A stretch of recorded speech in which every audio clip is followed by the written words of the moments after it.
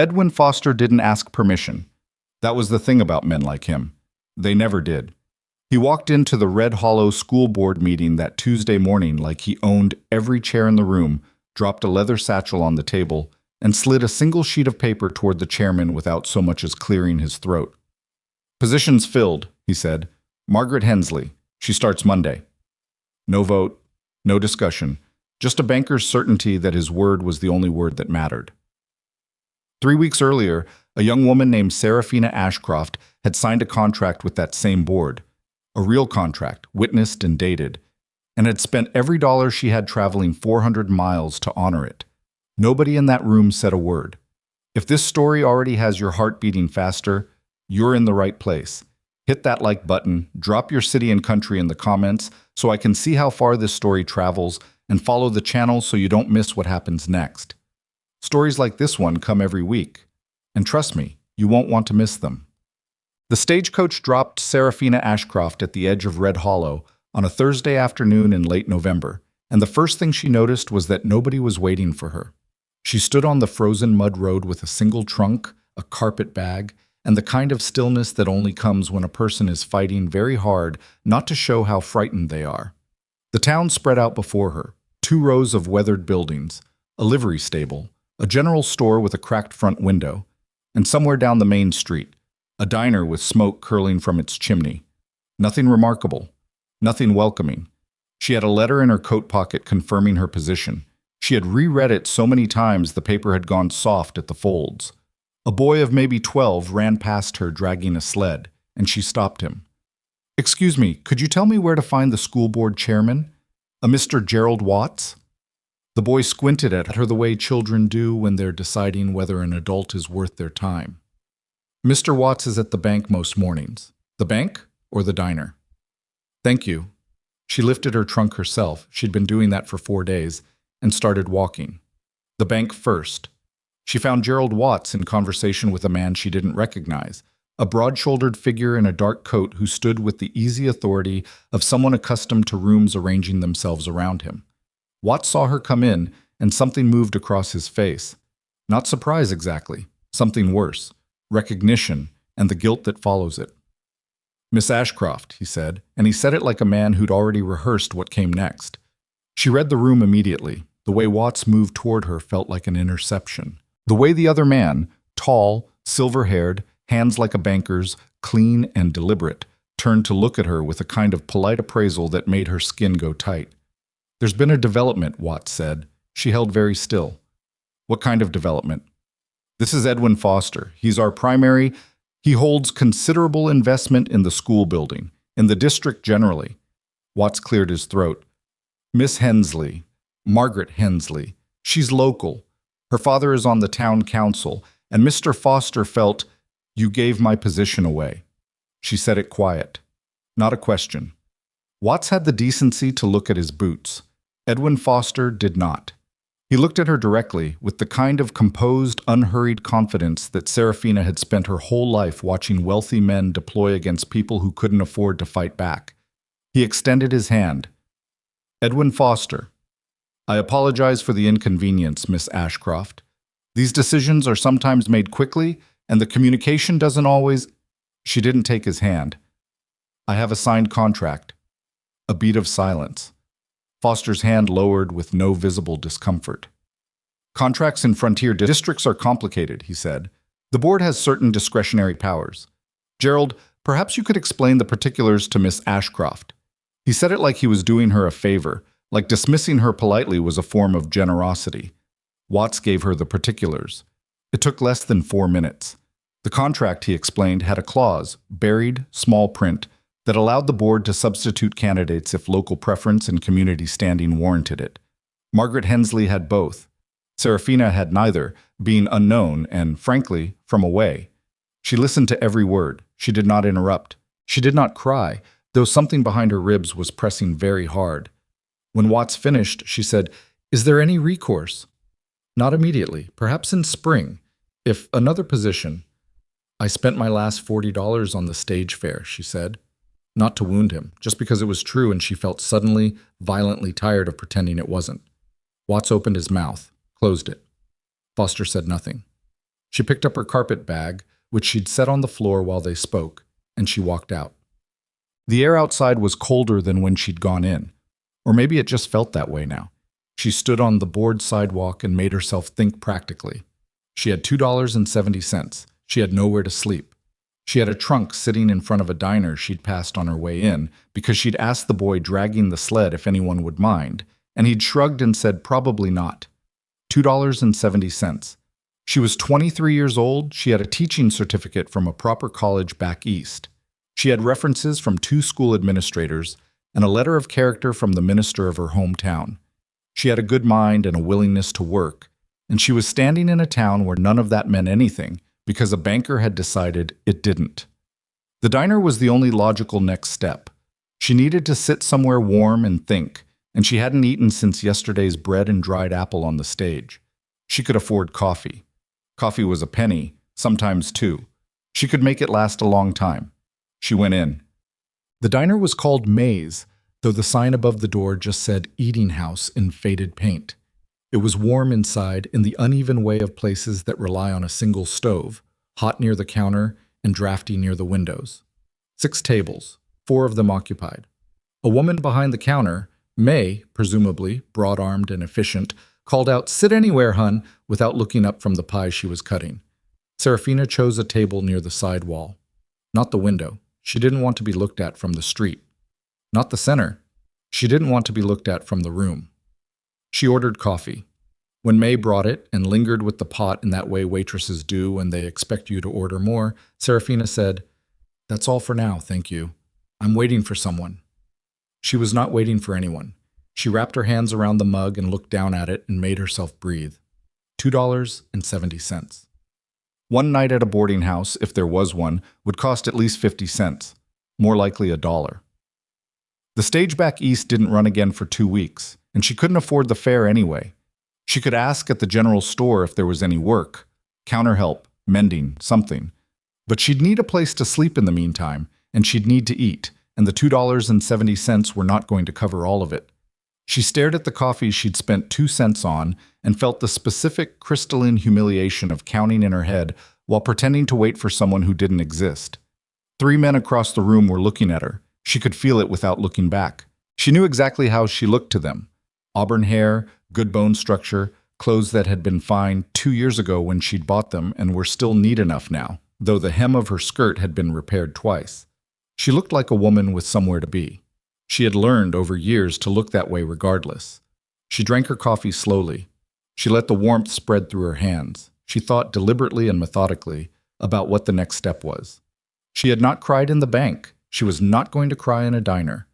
A shadow fell across the table. She looked up expecting May, or one of the 3 men from across the room, or perhaps some stranger wanting to share the table in a crowded house. It was none of them. He was maybe 30 or 35. It was hard to say with men who worked outdoors, because weather added years to a face that underlying bone structure took away. Dark hair, a little too long, with the kind of roughness that came from not visiting a barber as often as he should. A face that wasn't exactly handsome, more like considered, as if whatever was on it had been put there by living rather than chance. He was wearing a work coat and trail-worn boots, and he carried himself with the particular quietness of someone who had never needed to announce himself. He was holding a bowl. Without a word, he set it on the table in front of her. Hot stew. The kind with thick broth and real vegetables and a spoon already resting against the rim. He pulled out the chair across from her and sat down. She stared at the bowl, then at him. "I didn't order that," she said. "No," he agreed. "I told the woman I was waiting for someone." "I know." Something in her chest did something she didn't have a name for. Part of it was embarrassment. Part of it was something else. Something closer to the feeling of being seen when you were trying very hard not to be. "You don't have to eat alone, miss," he said quietly. And then, before she could answer, he turned and waved May over and ordered himself a coffee. And when May left, he folded his hands on the table and looked at her with dark, calm eyes and waited. He didn't say anything else. He didn't explain himself or defend the gesture or look at her in that assessing way the other men had. He just waited, as if sitting across from a stranger in a diner on a cold November afternoon was the most ordinary thing in the world. Her name was Serafina Ashcroft. She had $2.68 and nowhere to sleep and a hunger she'd been ignoring since yesterday morning. And a man she'd never met had put a bowl of hot stew in front of her and said 5 words that somehow, impossibly, made her feel less alone than she had in months. She picked up the spoon. She ate. His name was Colton Hale. She learned that over the stew, in the careful, measured way that information moves between two people who are both, in their own ways, private. He was a foreman. The foreman, she gathered, because he said the Caldwell Ranch, as if there was only one ranch that mattered in the valley, which turned out to be approximately true. The Caldwell spread ran 15,000 acres east of town, and Colton Hale had run its day-to-day operations for the past 6 years. He did not ask her why she was in Red Hollow. He did not ask her anything, actually. He answered what she asked and let the silences sit without filling them, and after a while she found herself filling them herself, which she suspected was not an accident.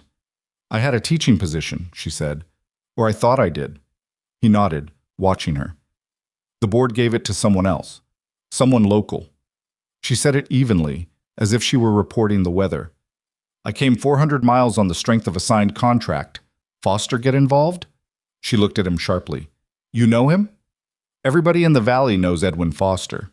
He said it the way you say a fact that has no good or bad in it. Just wait. "He's got his hands in the school funding, the land registry, half the mortgages in the county. Does he usually make decisions for the school board too?" "When he wants something, he usually finds a way to arrange it." Colton looked at his coffee. "He was there at the bank?" "He was very polite about it," she said. Something moved at the corner of his mouth, not quite a smile, more like recognition. "What are you going to do?" he asked. It was the first direct question he'd put to her, and she felt the full weight of how much she didn't have an answer. She'd been trained her whole life, by a mother who'd had nothing and a father who'd had less, to present a composed face to the world regardless of what was happening behind it. Competence as armor, certainty as shield. "I'm thinking," she said. "Fair enough." He didn't push. He finished his coffee. He set the cup down and sat for a moment, and she could see him working something through, though his face stayed easy. "May's got a room upstairs," he said finally. "She doesn't always advertise it, but she rents to working women sometimes, clean, with a lock on the door. She'd want something toward it each week, but if you explain your situation, she might work with you on timing." Serafina looked at him. "I'm not suggesting charity," he said. "I'm telling you what's available." "Why are you telling me?" He considered this, which she appreciated. He didn't give her a quick answer. "Because you're sitting here trying to look like you're waiting for someone when you're not," he said. "And because you've got the look of a person who's used to solving their own problems but just ran out of options." The accuracy of that hit her somewhere between the ribs, and she looked down at the empty bowl. "I'd want to pay the room myself," she said. "I figured that. And I don't want anyone thinking I needed, that someone had to—" "You can take it up with May," he said. "This conversation doesn't have to exist if you don't want it to." She looked at him again. He was watching her with the same calm steadiness he'd had since he sat down. No expectation. No particular interest in being thanked. It was the strangest kind of generosity she'd ever encountered, because it came with no obvious price attached. She'd been waiting her whole life to find the price on things like this. "I'll speak to May," she said. He nodded, finished the last of his coffee, and stood. "Colton Hale," he said, extending his hand. The handshake, firm, brief, not lingering. "Serafina Ashcroft." "Good luck to you, Miss Ashcroft." He left 2 coins on the table, enough for the stew and both coffees, and walked out before she could say anything about it. She sat for a long moment looking at the door he'd gone through. Then she turned and caught May's eye and said, "Excuse me, I was told you might have a room." May Calloway was not a woman who made things simple, which Serafina came to understand was actually a form of respect. Simple was for people May didn't take seriously. May made things complicated because she was measuring you as she went, and if you held up under the complication, you'd earned whatever came after. "Who told you about the room?" was her first question. "A man named Colton Hale." May looked at her for a long second. "Colton sent you?" "He mentioned it. He didn't. It wasn't a favor exactly. He just said you sometimes rent to working women." May set down the pie knife she'd been holding. "Are you working?" "Not at the moment. I was supposed to be teaching. The position fell through this morning. You're the one they brought in and then turned away. May said it flatly. No particular drama, just the fact of it. Word gets around. Serafina felt her jaw tighten. I suppose it does. Don't get your pride up about it. I'm not judging you. I'm gathering information. May leaned on the counter. Do you have any money at all? Some. How much is some? Enough for a week if I'm careful. May studied her. Can you do anything besides teach? I can keep books. I know ledger work, correspondence. I sew tolerably well. I can cook if the kitchen has good equipment, which this one appears to. I don't need kitchen help.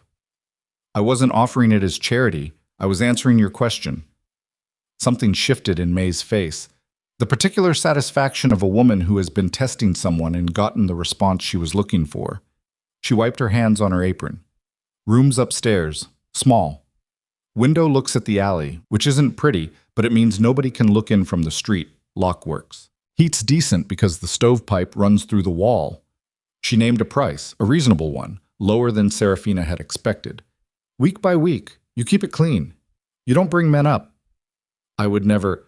I know you would. I'm saying it anyway because I say it to everyone. May picked the pie knife back up. Winters are hard here. If you're going to be in Red Hollow, you'd better figure out quickly how to be useful. I intend to. Good. A pause. Name? Serafina Ashcroft. That's a mouthful. May cut the pie with the particular efficiency of someone who'd done it 10,000 times. I'll call you Sarah. Serafina had spent 23 years insisting on her full name. She looked at May, who had already moved on to the next slice, and decided this was not the battle she was going to fight today. Sarah is fine, she said. Well, the room was small. May had not exaggerated about the window. The alley below was home to a garbage pile, 2 cats, and what appeared to be someone's broken wagon wheel. The walls were plain, and there was a crack in the ceiling plaster shaped vaguely like a river. The bed was narrow, but the mattress was decent, and when she sat on it and put her hands on her knees and finally let herself be alone, she stared at the cracked ceiling and took stock. She was alive. She was warm. She had a place to sleep. She had spent the last of her spending money on the coffee. The $2.40 remaining was rent money now, committed. She needed work. Not eventually. Now. Tomorrow at the latest. She also, she realized, had not cried. She was going to count that as an accomplishment. She unpacked her trunk methodically. Teaching materials, primers, copybooks, a small collection of literature she'd brought in case the school's library was sparse, her spare dress, and the good one she'd been saving, a small sewing kit, needle and thread, and a thimble she'd had since she was 12. A journal she rarely wrote in because writing down honest thoughts always felt like leaving evidence. She put the teaching contract, the one she'd signed, the one that was supposed to mean something, in the bottom of the trunk under the spare dress. She was going to need it. She didn't know for what yet, but she knew herself well enough to know she wasn't finished with Edwin Foster. The next morning, she was up before the winter sun.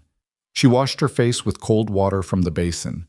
May had left a pitcher outside the door, which was either a kindness or standard practice, and either way Serafina was grateful, and put on her good dress, which was dark green wool and had been repaired once at the left cuff in a way that was barely visible. She went downstairs at 6, and May was already at the stove. "You're up early," May said. "I need to find work." General store opens at 7. Harmon might need help with the ledgers. He can't add for anything, and his wife left last spring. May cracked eggs into a pan. Post office woman, Mrs. Pruitt, handles the territorial correspondence, and she's been complaining about the volume since October. She won't pay much. Anything helps? Sit down. I'll feed you before you go. Working rate, 50 cents a week for breakfast. You can take it or go hungry. 50 cents seems high for... It includes dinner, May said, in the tone of a woman who had already calculated the offer and was not interested in negotiating it down. Serafina sat down. While May cooked, a man came in from the back door. A ranch hand, from the look of him, trail coat and mud-caked boots. He nodded at May. Didn't look at Serafina at all, poured himself coffee from the pot on the counter, and sat at a corner table with a piece of paper he unfolded and read with the concentration of someone who found reading slow going. May set eggs and biscuits in front of Serafina. "Who's that?" Serafina said, quiet. "Tom Briggs. Works out at the Caldwell. He comes here for breakfast?" Colton Hale's hands come through most mornings. Colton sends them for May's coffee, and they bring their own news from the valley. May said it like this was just a thing that happened, a fact of the local ecosystem. The Caldwell's the biggest operation this end of the territory. Colton keeps things running. She poured her own coffee and leaned against the counter. "He's a good man. He bought me dinner last night." "I know," May sipped. "He didn't ask me to rent to you, by the way. He knows better than that. He just mentioned there was a woman in the diner who needed to know her options." Serafina thought about that. "He does that often. Collects strays?" "No." May said it without hesitation. "He doesn't." The word landed and sat there, and May did not elaborate, and Serafina ate her eggs and did not press. The general store was a revelation. Harold Harmon was a round, affable man of about 50 who kept his accounts in a ledger that could most charitably be described as creative. 3 years of entries in varying ink, at least 2 different systems of notation, numbers that didn't correspond to the columns they sat in, and a category he'd labeled miscellaneous that accounted for nearly a third of all expenditures. He also had 6 months of territorial tax correspondence sitting in a crate behind the counter that he hadn't answered because he was, as he put it, not much for letters. Serafina spent 10 minutes looking at the ledger while Harmon watched her with the expression of a man watching a surgeon examine a wound he'd been ignoring. "How long has this been going on?" she asked. "What?" She pointed to a column where he had entered the same purchase twice in different months. "This, and this, and this over here." Harmon rubbed the back of his neck. "I get confused sometimes between when I order and when I pay. You've been double recording your expenses, which means your profit calculations are off." She turned to the correspondence crate. "And these, the territorial remittances, if they're more than 6 months overdue, you may already be in violation of the licensing." I know. He looked pained. "The wife used to handle all that, and then she left." Serafina closed the ledger. "I can fix this. The accounts and the correspondence both. I'll need time, perhaps a week, and access to your receipt files." "What would you charge?" She thought about what she had and what she needed and said a number that was low, but not embarrassingly so. Harmon blinked at it and then said, "I'll pay that plus the week's work forward if you can get that territorial business sorted before they come knocking." They shook on it. She went back to May's that evening with her first earned money in Red Hollow. Not teaching, not what she'd planned, not what she'd traveled 400 miles for, but real and solid and hers. She went to the school board herself 3 days later. She had not asked Colton Hale for advice, and she had not told May what she planned. She dressed in her good coat, put her copy of the contract in her bag, and walked to the building the boy had pointed out as the district office, which turned out to share a building with the land registry and the notary public. Gerald Watts was there. He looked up when she came in, and his expression did not improve upon seeing her. "Miss Ashcroft." "Mr. Watts."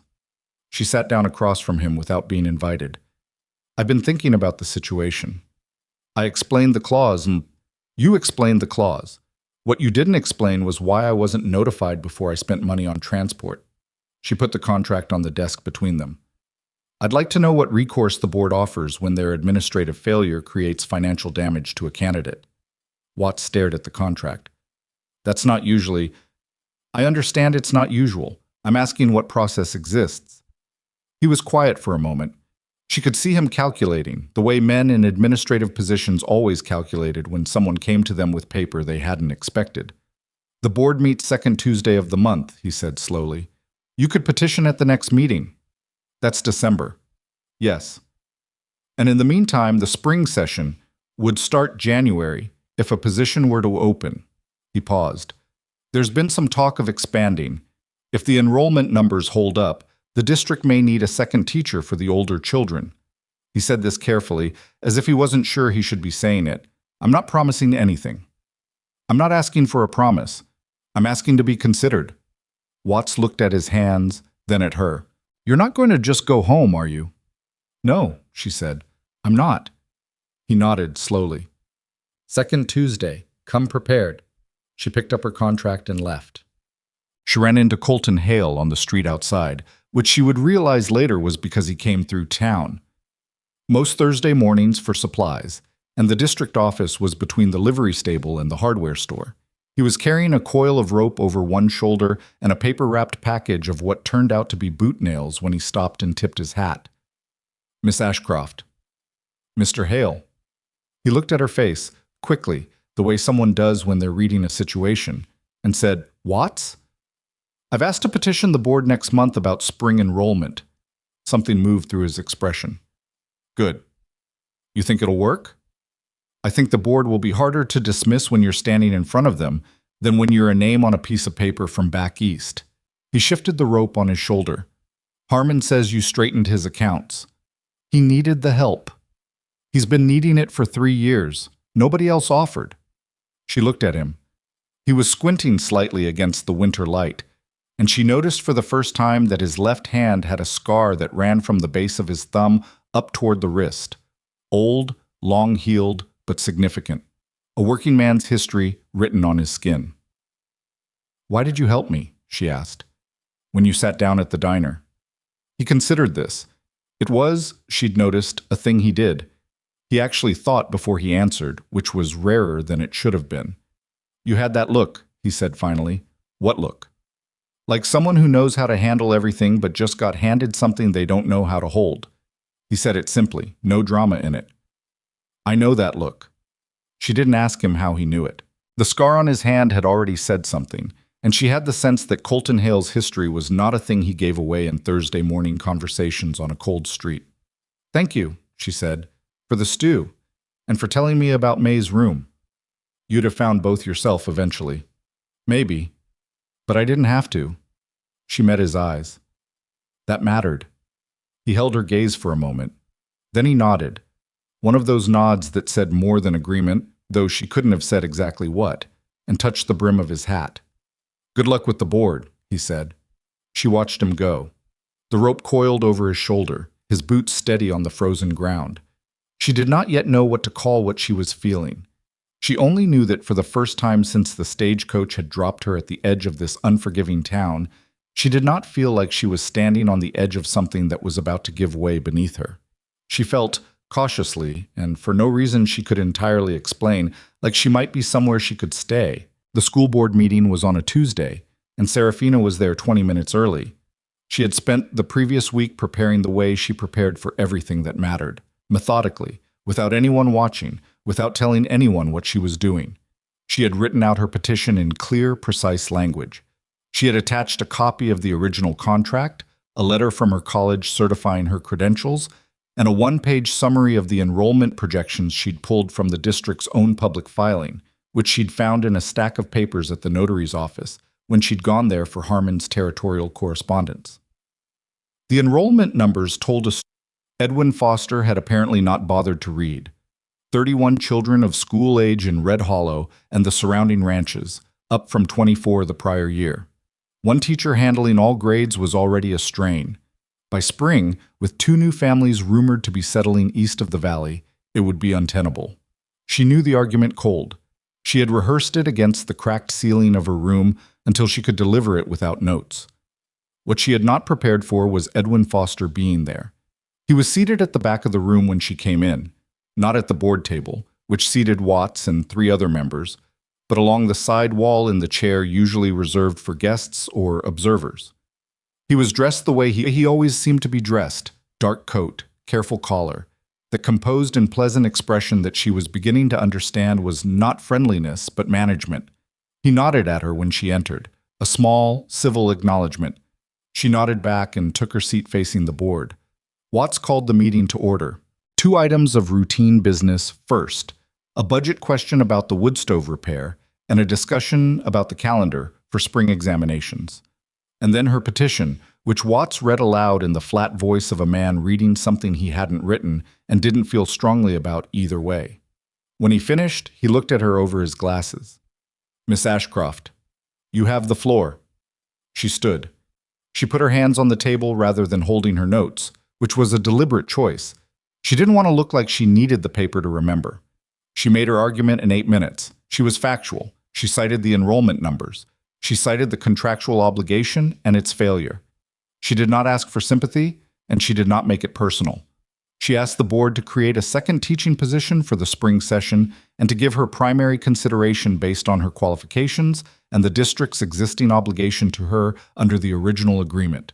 When she sat down, there was a silence that lasted long enough to have weight.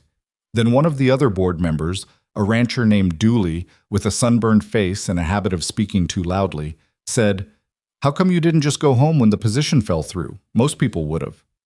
It was not a hostile question exactly, more genuinely curious the way blunt men sometimes are. "Because I believe the contract meant something," she said, "and because I think this district needs what I can offer." Dooley looked at her. "You get on all right with the Harmon accounts?" Harold Harmon's territorial filing is now current, and his ledger reconciles to the month. Dooley made a sound that was approximately impressed. "From the side wall," Edwin Foster said pleasantly. "The board might want to consider the budget implications of a second teaching position before making any commitments." It was said helpfully.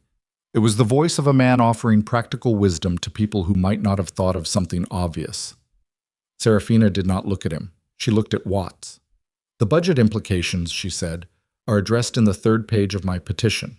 A second teacher increases annual expenditure by approximately 40%, but the per-student cost actually decreases if enrollment reaches 35, which the current trajectory projects by late spring." She paused. "The numbers are straightforward." Watts looked at the 3rd page of her petition. He turned it over. He looked at the back. "She's right," he said, not quite to anyone. More to himself, the reluctant admission of a man who has just been shown something he can't argue with. Foster said nothing more. The board voted to table the decision until next month's meeting, which was not a yes and was not a no, but it was not a dismissal either. Watts pulled her aside afterward and said quietly that he thought it would go through. She walked back to May's in the early evening cold and let herself feel, for approximately half a block, something that might have been triumph. Then she went upstairs and rewrote Harmon's December projections because they had a rounding error on page 4 that was going to compound if she didn't catch it now. December arrived with the particular efficiency of frontier winters. It did not ease in, but arrived all at once. A hard freeze that turned the main street to iron and sent most of Red Hollow indoors between the hours of 4 in the afternoon and 9 in the morning. The diner was warm. May kept the stove fed regardless of the cost, which she justified by saying that cold customers didn't eat and eating customers paid, and that was the entirety of her economic philosophy. Serafina had settled into a shape of days that she hadn't expected to find workable but did. Mornings she spent at the general store, working through Harmon's accounts in whatever time he didn't need her behind the counter. He was, she discovered, a surprisingly easy person to work for, not because he was organized, which he wasn't, but because he acknowledged what he didn't know and didn't pretend otherwise. When she showed him a mistake, he said, "Huh," and fixed it. When she suggested a change to his ordering system, he said, "Whatever you think is best," and then forgot about it immediately, which was its own challenge. 2 afternoons a week she spent at the post office with Mrs. Pruitt, who was 60 and exhausting and had opinions about everything from the federal mail schedule to the moral character of people who didn't seal their envelopes properly. But she knew every family in the valley and their histories going back 20 years, and Serafina found that the afternoons, though loud, were an education in Red Hollow that no other source could have provided. By the 2nd week of December, she had also quietly begun helping May. It started because she couldn't sleep one night and came downstairs at 5 in the morning and found May already in the kitchen doing the work that shouldn't have needed doing until 6. And when Serafina offered to help, May handed her an apron without ceremony, and they worked side by side in silence for an hour, and it was the most comfortable Serafina had felt since she arrived. After that, it just became a thing they did. May never offered to reduce the room rate for it, and Serafina never asked, and somehow both of them understood that this arrangement was not about money, but about something else. The unspoken accounting between 2 women who had both, in their own ways, learned to handle things alone. "You never talk about family," May said one morning, not looking up from the biscuit dough. "No," Serafina agreed. "Parents?" "My mother died 4 years ago. My father when I was 12. She said it without drama. It was simply the shape of her history. May was quiet for a moment. Brothers? Sisters? One brother. He's in Ohio. We don't write much. Why not?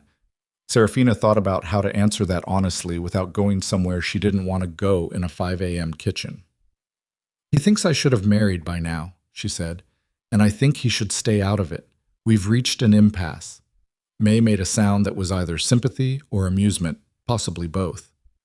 Men are very confident about what women should do. They are, Serafina agreed. Edwin Foster been back around since the board meeting? The question was casual, but May asked nothing casually. Serafina had learned that about her. Not directly, she said. I've seen him at the bank twice. He nodded. He's a man who nods, May said. All the way up until he doesn't. Serafina looked at her. What does that mean? May pressed the biscuit cutter into the dough. It means he's interested in you. Everybody sees it. He's not used to people being unavailable to him. She pressed again. Just be aware. Serafina thought about the way Edwin Foster had sat at that board meeting, helpful and composed and entirely certain that his word would settle things. The way he'd nodded at her afterward, a nod that said, in its own way, that he wasn't finished. I'm aware, she said. Colton Hale came into the diner on a Friday evening in the second week of December, which was unusual. He typically came through on Thursday mornings, picked up supplies, sent his hands through for coffee, was gone by 8. An evening visit was different.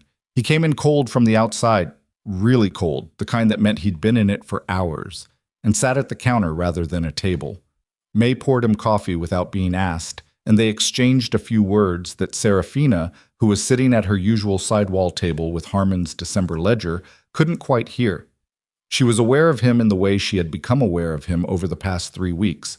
Not uncomfortably, but steadily, the way you're aware of a reliable landmark in a landscape you're still learning. He'd stopped to speak with her on the street several times. He'd appeared at Harmon's once to pick up a supply order, and they'd talked for 10 minutes over the counter while Harmon wrapped things up, a conversation about soil and water rights that had been, unexpectedly, the most interesting 10 minutes of her day. He did not flirt. He did not perform. He spoke to her the way he apparently spoke to everyone, directly, without embellishment, with a patience that felt earned rather than cultivated. Now he looked up from his coffee and found her looking at him, and she felt the very specific embarrassment of being caught looking at someone when you've been telling yourself you're reading ledgers. He got up from the counter and brought his coffee over. Working? He said. Trying to. She moved the ledger slightly to make room. You're in late. Lost a fence line on the north section. One of the hands found it this morning, but we couldn't get to it until this afternoon. He sat down. He looked tired in a real way, not a dramatic one. The honest tiredness of physical work. 3 hours in that wind. The fence? Fixed, more or less. He turned his cup on the table, a habit she'd noticed. How'd the board meeting go? She told him. He listened without interrupting, which was not nothing in her experience. Tabling it isn't a no, he said when she finished. That's what Watts said. Watts knows how it's going to go. He just doesn't want to fight Foster openly. She looked at him. You think Foster will fight it? I think Foster is going to be very pleasant and very helpful right up until the moment something doesn't go his way. He said it without animosity, just calibration.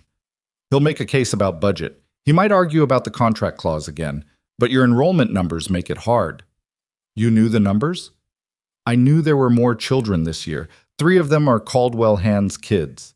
He looked at his coffee. They're going to need a school that can handle them. Something occurred to her. Did you say anything? To anyone on the board? He was quiet for a beat. I mentioned the enrollment situation to Dooley about 2 weeks ago. We were talking about the valley generally.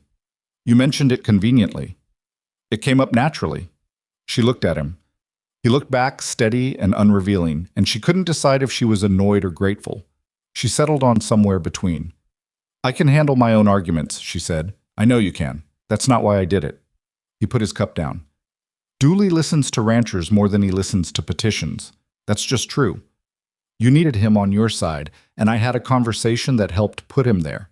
That doesn't take anything away from what you argued in that room. It was such a reasonable thing to say that it was hard to object to. She found herself not objecting to it. Thank you, she said, the second time she'd said that to him, and meant it differently both times. He nodded. Then, unexpectedly, "You doing all right, generally?" She looked at him. The question was simple, but it was a real one. She could hear that it was real, not social. "I'm managing," she said. "That's not what I asked." She put her pen down. Outside the window, the wind moved through Red Hollow with the particular indifference of winter in open country. It didn't know or care that you were cold, it just moved. "It's harder than I expected," she said finally.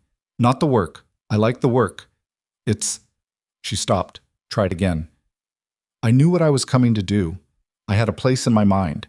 And then the place was taken before I got here." She looked at the ledger without seeing it. "I don't have a fixed thing yet.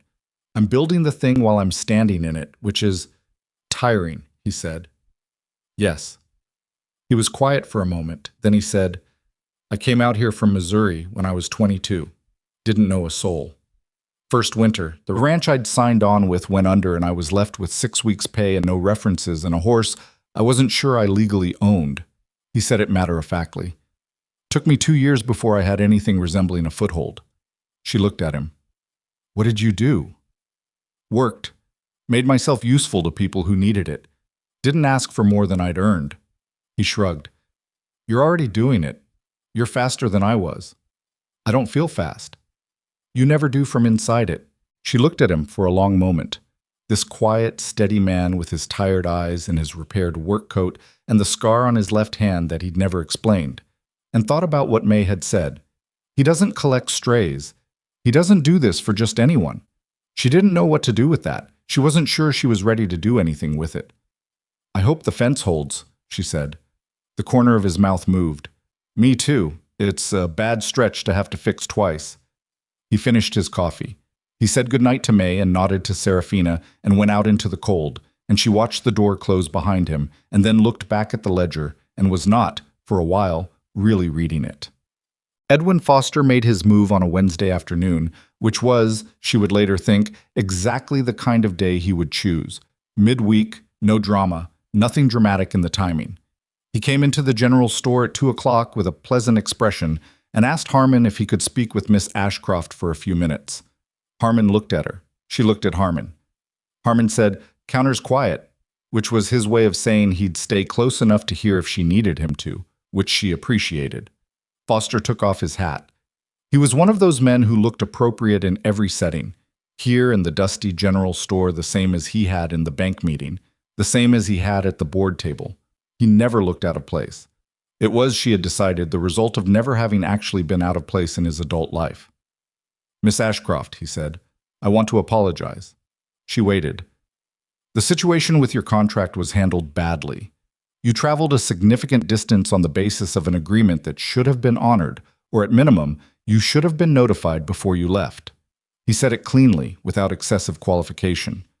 "That was a failure on the board's part, and I was part of it." "You were," she said. He accepted that without flinching.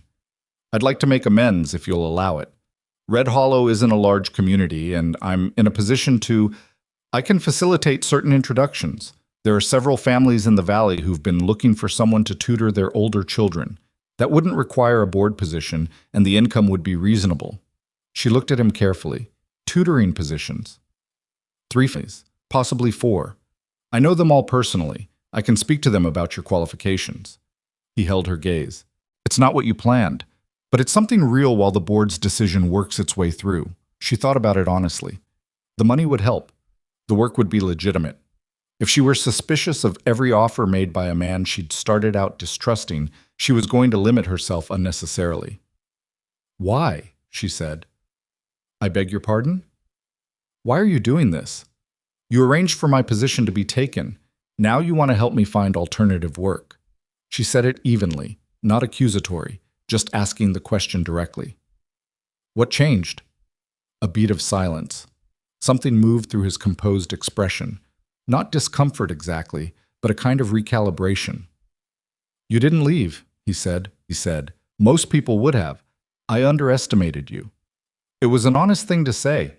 She didn't trust it entirely, but she recognized its honesty. "I'll think about it," she said. "Of course." He put his hat back on. At the door he paused. "Miss Ashcroft, Red Hollow is a harder place than it looks from the outside. The people who make something here are the ones who figure out what the town actually needs and then provide it. He said it like advice, not flattery. You've clearly figured that out already. He left. Harmon appeared from behind a shelf where he had been, very obviously, pretending to reorganize the tin goods. He wants something, Harmon said. I know. Men like that don't apologize for free. I know that too. Harmon looked at the door. Still, tutoring positions are real. The Kemper family's been looking since spring. He picked up a tin and put it back in the same spot. Just saying. I heard you, she said, and went back to the ledger. She told May that evening. May listened without interrupting, which was how May expressed that something was serious. The Kemper family is old money, May said when she finished. Land grant from before the territory was organized. They've got 3 boys and they're all mean as badgers. The 2 older ones anyway. The youngest is probably salvageable. Serafina almost smiled. That's a recommendation? It's a reality. May dried a dish. Foster knows them because he holds a mortgage on the eastern portion of their land. He knows most of the old families because he holds something on most of them. So recommending me to the Kempers would put me in his debt and in their house at the same time. It would give him a reason to come check on things, May said, which gives him a reason to talk to you regularly.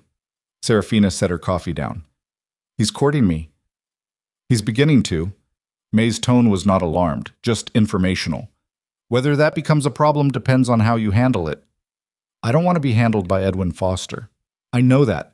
What I'm telling you is that he doesn't know that yet. May put the dish away. And he's the kind of man who takes "I haven't decided" as "not yet." Serafina sat with that. The warmth of the kitchen, the smell of the wood smoke, the sound of the street outside, all of it familiar now in a way that Red Hollow hadn't been a month ago. She had built something here, small, incomplete, but hers. What would you do? She asked May. Not deferring, she rarely deferred, but genuinely asking. May considered it. I'd take the tutoring if the Kempers want it, because the money is real. And I'd be careful about what I owed Edwin Foster, and to whom. And Colton? May looked at her. The question had come out before Serafina had decided to ask it.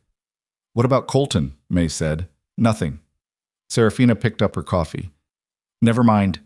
May made no comment. She went back to her dishes with the particular silence of a woman who had made a significant note and was choosing, for now, not to read it aloud. The board's decision came through on the second Tuesday of January. A second teaching position approved. Start date, March 15th, to allow time for a proper classroom partition. Salary, $30 a month, which was 5 less than the first teacher. Something Serafina noticed and filed away for a future conversation.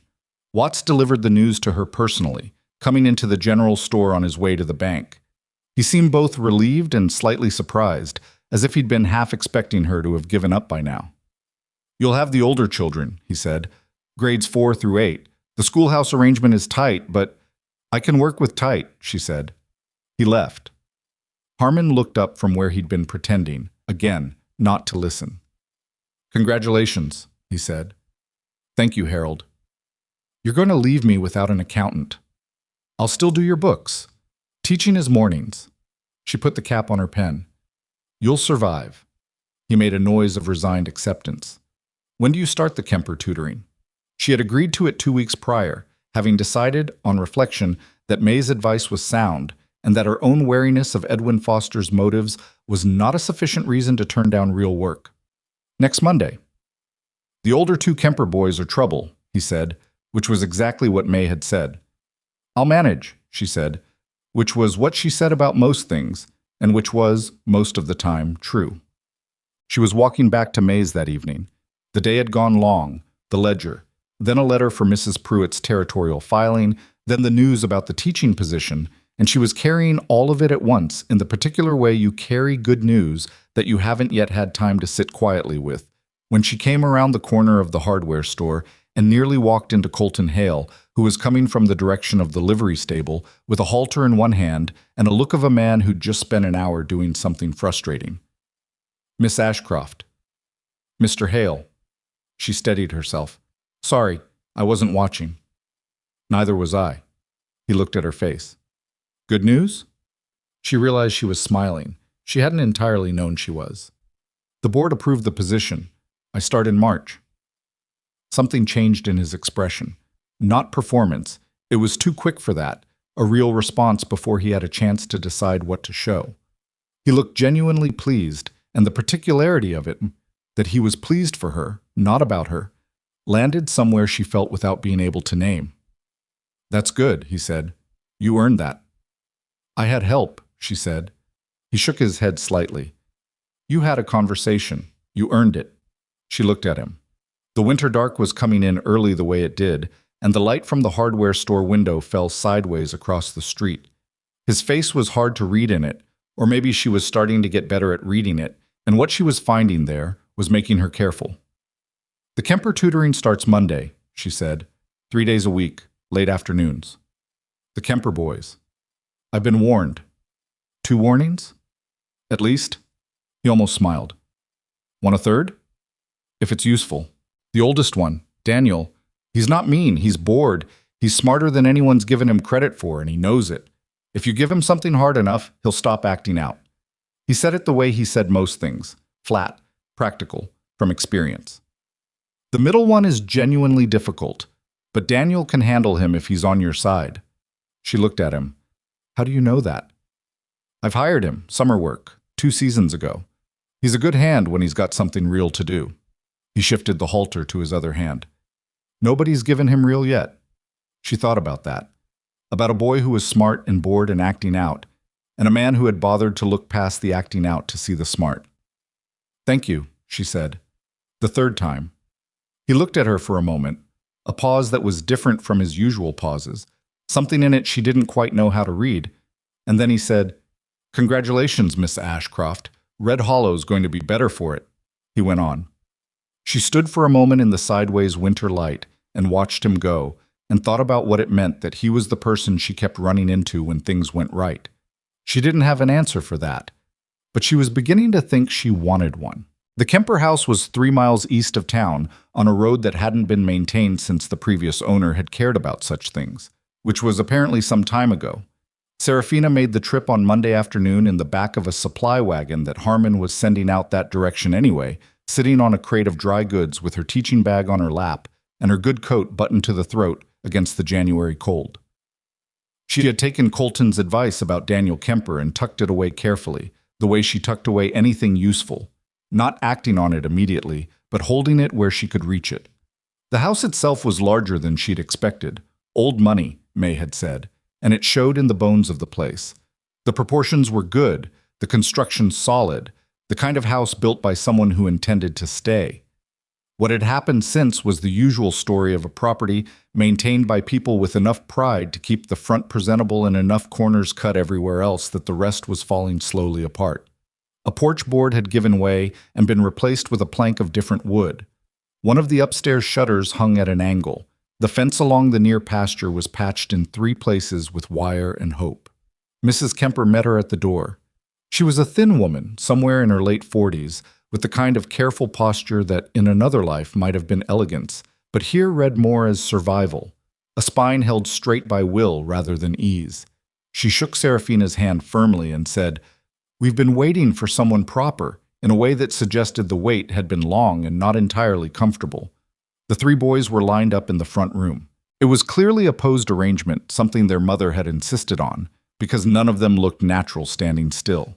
Daniel was 16, dark-haired, with watchful eyes that assessed her the way you assess something you expect to be a disappointment.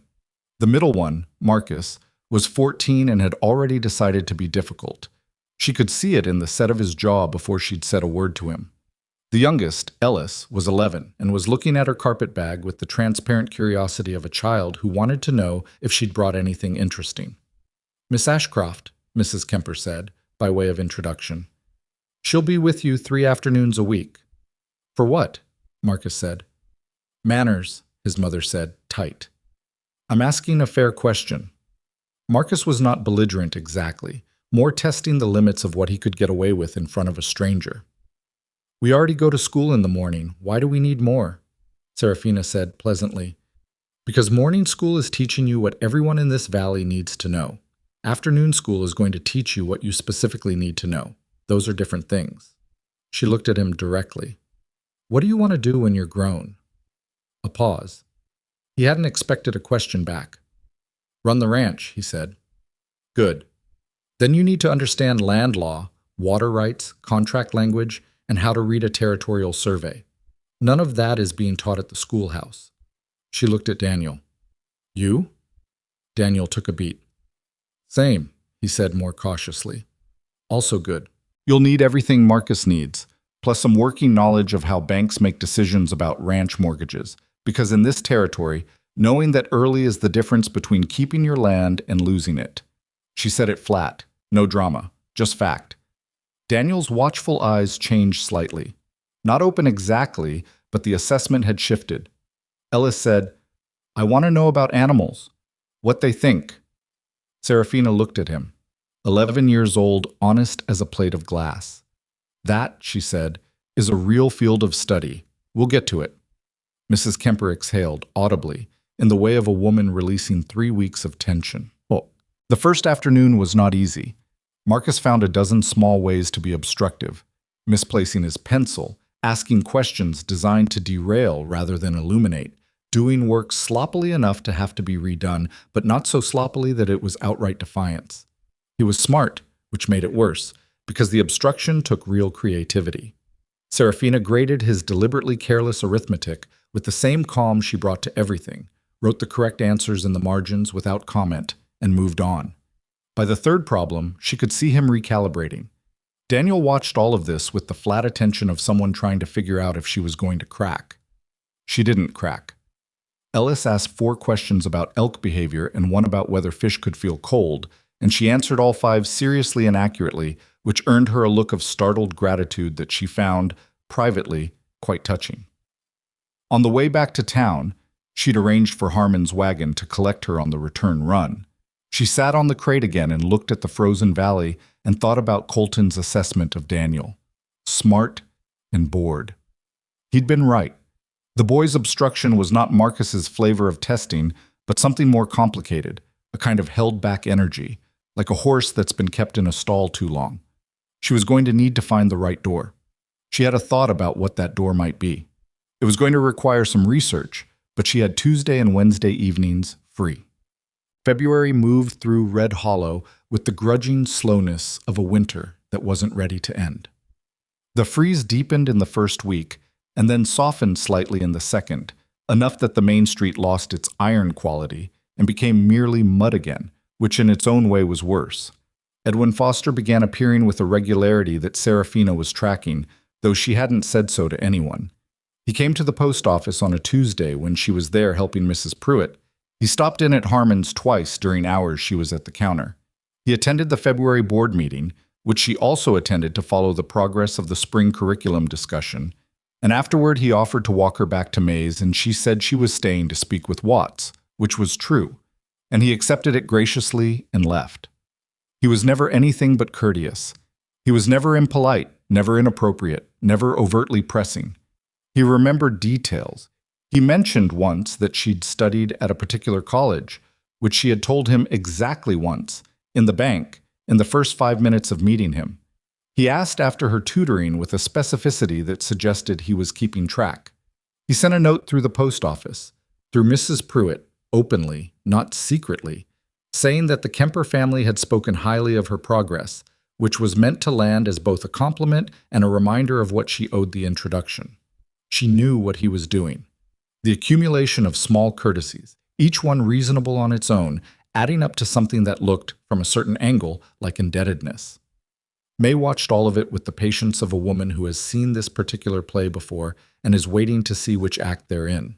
"He's going to ask you to dinner," May said one evening, in the same tone she might use to say the weather was turning.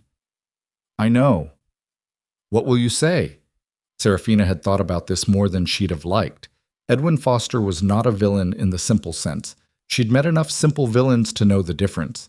He was a man who was accustomed to getting what he wanted through arrangement rather than force, and what he apparently wanted, currently, was her company. That was uncomfortable, but it was not dangerous in itself. What made it complicated was that she didn't dislike him, exactly. He was intelligent. He knew the valley. When he dropped the performance, which happened occasionally, in unguarded moments she wasn't sure he knew she noticed, he was a sharper and more honest person than the managed version he usually deployed. She just didn't trust the version of herself she'd be inside an arrangement with Edwin Foster. She'd seen enough women disappear into men's plans without knowing it was happening. "I'll say I'm not ready for that," she said. "And if he takes that as a door left open, then I'll close it more clearly the second time." May thought about this. "Colton know Foster's been circling?" Serafina looked at her coffee. "We haven't discussed it." "He knows," May said simply. "He doesn't miss things."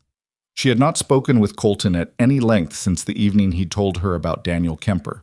He'd come through the diner twice, exchanged words with May, nodded at Serafina across the room in a way that was friendly and nothing more. He'd been at the ranch. She gathered from May, who gathered from his hands, who came for morning coffee, that he'd had a full winter of fence repairs and a problem with water access on the north section that was taking time to resolve. She was aware of his absence from her week, in the way you notice when something that was providing quiet has gone quiet itself, which was not a comfortable thing to notice. The thing with Daniel Kemper happened in the third week of February, and afterward she would not be entirely sure which of them had surprised the other more. She'd done her research on a Tuesday evening, borrowing 2 volumes from the small library the notary maintained above his office. By the following Monday, she was ready. She put a territorial survey map on the table in front of Daniel, a real one from 1869, showing the original land grant boundaries in the valley. "What's that?" he said. "Your family's original land grant, 4,800 acres. Do you know how many acres the Kemper property is now?" He looked at the map, a different quality of attention. "About 2,000. 2,100, according to the current registry. Do you know where the other 2,700 went?" He looked up at her. "Over 4 years in the 1870s, she said, your grandfather sold parcels under 3 separate agreements. 2 of those agreements had clauses that were, to put it plainly, not fair to him. He was getting a lower price per acre than the land was worth by approximately 60%. She let that sit. "I'm not telling you this to upset you. I'm telling you because if you're going to run this ranch, you need to understand that paper matters. Contracts matter. The people who made your family poor were not outlaws. They were businessmen who understood documents better than your grandfather did." Daniel was very still. "Marcus can't know about this," he said, after a long moment. "This is your afternoon, not his." She looked at him steadily. "But what I'm teaching you, contract reading, survey interpretation, the language the land registry uses, that's going to matter for the land you have left. Do you understand what I'm saying?" "The eastern parcel," he said slowly. "The mortgage." She said nothing. She hadn't known about the mortgage specifically, but she watched his face and understood that he had. "Foster holds it," Daniel said. Flat. Not a question. "I don't know the details," she said carefully. That was true. Daniel looked at the map for a long time. Then he said, "Can you teach me to read a mortgage document? Actually read it, not just—" He made a gesture. "Not just follow along while someone explains it their way." "That's exactly what I'm here to teach you," she said. He worked that afternoon harder than she'd seen him work anything. No holdback, no testing, just a 16-year-old boy who had just understood that something real was at stake and that she might actually have the tools he needed. Marcus noticed, and it unsettled him, which was its own kind of progress. On the ride back to town, sitting on her crate in the wagon with the cold coming in from the north, she thought about what Daniel had said. The eastern parcel. Foster holds it. She thought about Edwin Foster's composed expression in the bank, his helpful suggestions, his polite attendance at places where she happened to be. She thought about what May had said. He's got his hands in the land registry, half the mortgages in the county. And she thought, not for the first time, but with more specificity than before, about the school board decision, the contract clause, the position that had been given to Margaret Hensley, whose father sat on the town council in a district where Edwin Foster held financial influence. She had no proof of anything. She had a feeling and a pattern and 2,700 acres that had disappeared from one family over 4 years in the 1870s. She filed it where she filed things she wasn't ready to act on yet and watched the frozen valley go past and thought. Foster's dinner invitation arrived on a Friday, delivered through the post, properly, openly, with no attempt at privacy, which was its own statement. An invitation to dine at the Red Hollow Hotel dining room the following Saturday evening. Formal, correct, not presumptuous in its language. He mentioned the hotel's new cook, who came from a city and was, by several accounts, very good. She read it twice. Then she wrote a reply, polite, clear, neither a yes nor a no, saying that she appreciated the invitation and wasn't in a position to accept social engagements at present given her workload, but that she looked forward to speaking with him at the next community function. She gave it to Mrs. Pruitt to send and said nothing about it to May, who found out anyway by the following morning, because Mrs. Pruitt found it difficult to hold things. That was well worded, May said, reading Seraphina's expression rather than anything she'd said. It was honest, Seraphina said. Same thing, usually. May poured coffee. He'll try again. I know. It won't be dinner next time. It'll be something harder to decline. A community thing, something public, something where saying no reads wrong. Seraphina wrapped her hands around the mug. What would you suggest? Be seen, May said. Not with him. Just don't be alone and undefined. People make decisions about single women in frontier towns, and those decisions close doors. If you have connections, visible ones, it's harder for one man's attention to define you. Seraphina looked at her. You're not talking about courting someone. I'm talking about not being someone's project. May was direct about it. Being seen as a person with her own life and her own people. That's different from being a woman Edwin Foster is pursuing. Seraphina thought about that, about how much of her energy had gone since arriving in Red Hollow into being competent and correct and above reproach. All the armor of a woman who knew she was being watched and didn't want to hand anyone a weapon. And how, in being so careful, she had not exactly built much in the way of the visible life May was describing. She had May. She had Harmon. She had the Kempers, now, in their difficult way. She had Mrs. Pruitt's noisy company twice a week. And she had whatever it was she had with Colton Hale, which she hadn't named and hadn't looked at directly, and was, she realized, deliberately not looking at. I'll think about what you're saying, she said. I know you will, May said. You think about everything. She did not say it, the gentle push of a woman who was watching someone think their way around the edges of something they should probably just walk toward. It was Colton who came to her actually 2 days later, which she hadn't expected and wouldn't have predicted. He appeared at the general store on a Sunday afternoon when Harmon had given her the key to update the inventory log, a task she did on Sundays to avoid the week's customer traffic, and let himself in with the ease of a man who knew every business in town well enough to know which ones left their doors open. Harold said you'd be here, he said, which was apparently sufficient explanation. I'm doing inventory. I know, I won't take long. He stopped at the counter and put his hat on it and looked at her with something that was slightly different from his usual careful calm, not unsettled, but considered, as if he'd thought about this and decided. Foster's been around, he said. He has. You know what he's doing. I do. She kept her voice even. Are you here to warn me? No. He looked at her directly. You don't need warnings. You read people fine. He was quiet for a moment. I'm here because I've been not saying something for about 2 months, and I'm getting tired of not saying it. She put the inventory book down. I'm not good at this, he said, which was the first time she'd ever heard him describe himself as not good at anything, and the honesty of it stopped her.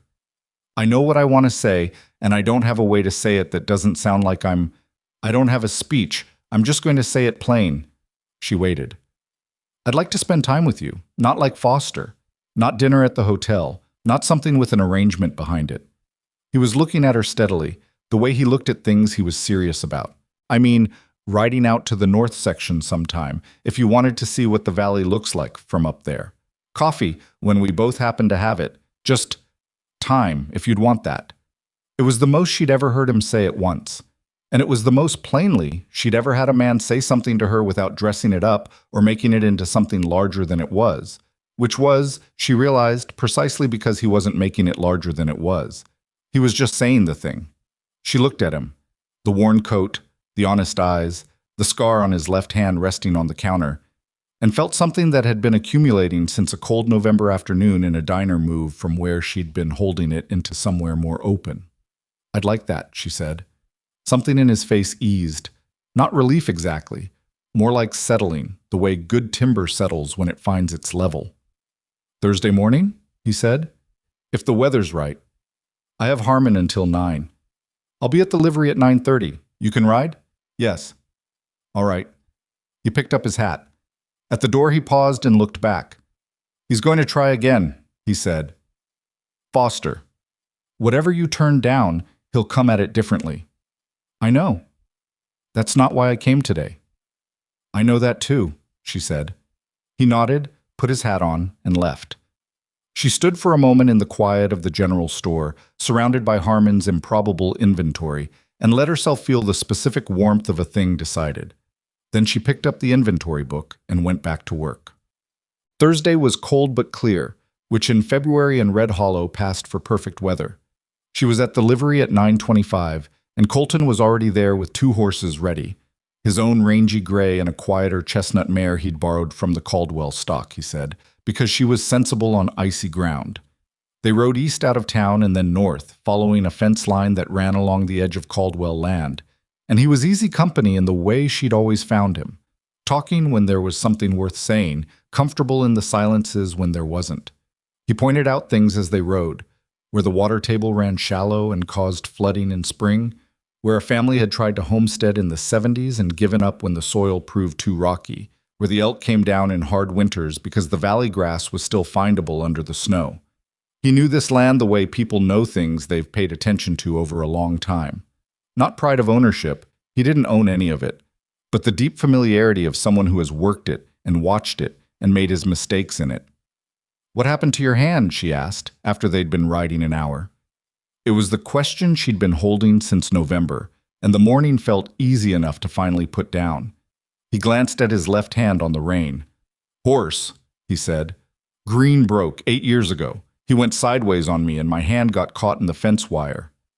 A beat. It was bad for a while. I thought I'd lose use of the fingers. But you didn't.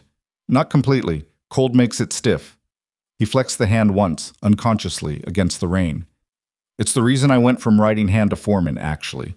I couldn't do the roping work I'd been doing, not reliably. So I started doing the management work instead, because I could still do that. She looked at him. You made a foreman out of an injury. I made something out of it. Wasn't what I planned. He looked forward. Nothing out here is what anybody planned, mostly. She thought about arriving at Red Hollow with her contract and her trunk and her certainty about how the next year was supposed to go. No, she said. It isn't. They rode up to a ridge that looked back over the valley, and she saw what he'd said there was to see. The whole span of it laid out, the town a cluster of dark shapes at the center, the ranches scattered outward, the mountains holding the far edge like a wall.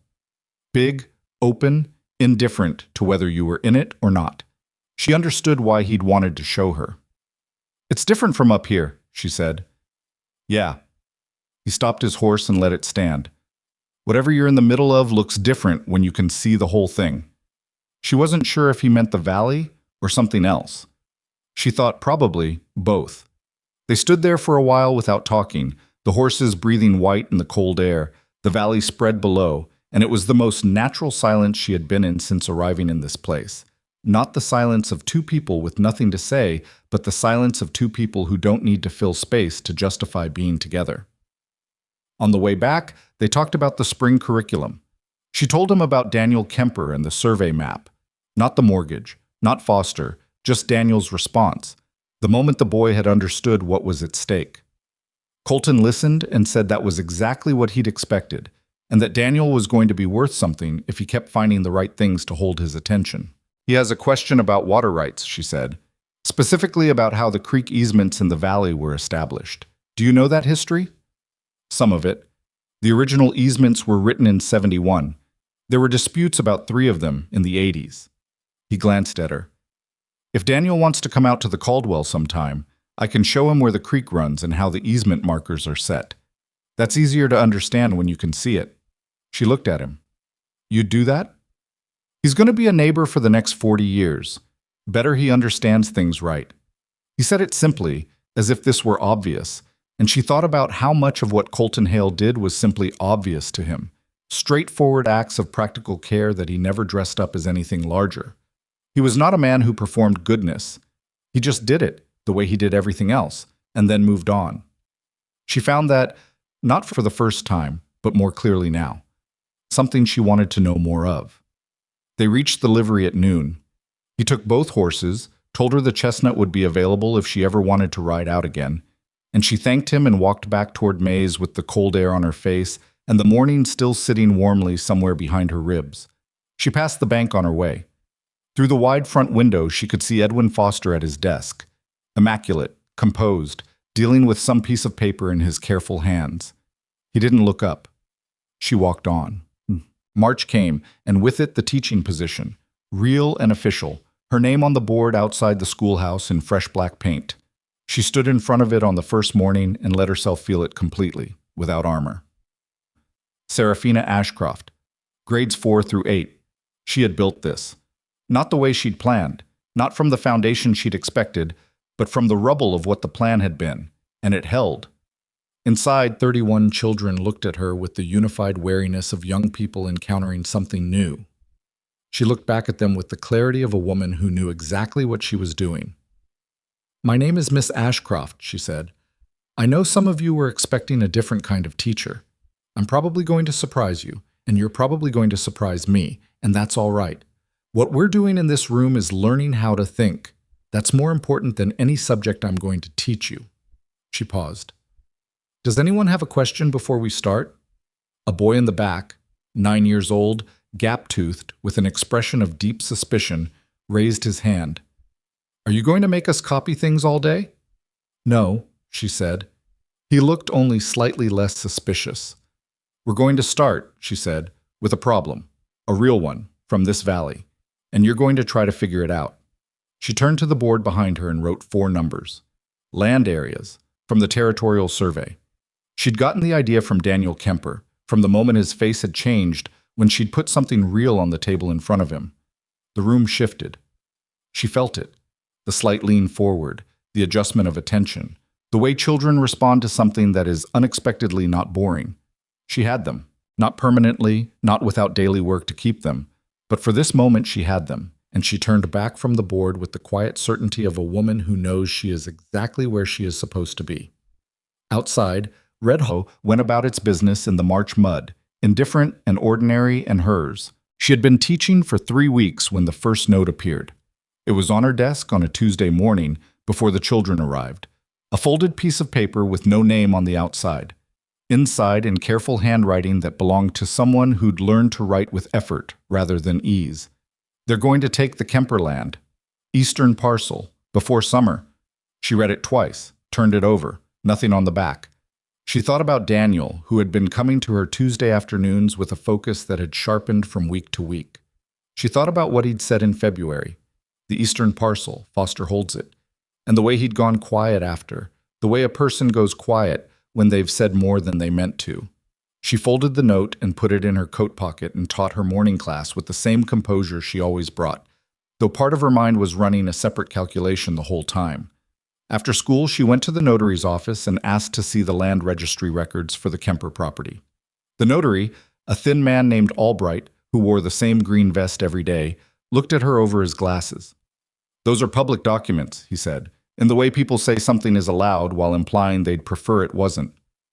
"Yes," she said. "That's why I'm asking." He pulled the file. She sat at the side table he used for exactly this kind of public inquiry and read through it with the same systematic attention she'd brought to Harmon's ledger, and what she found made her sit back in her chair and press her hands flat on the table for a moment.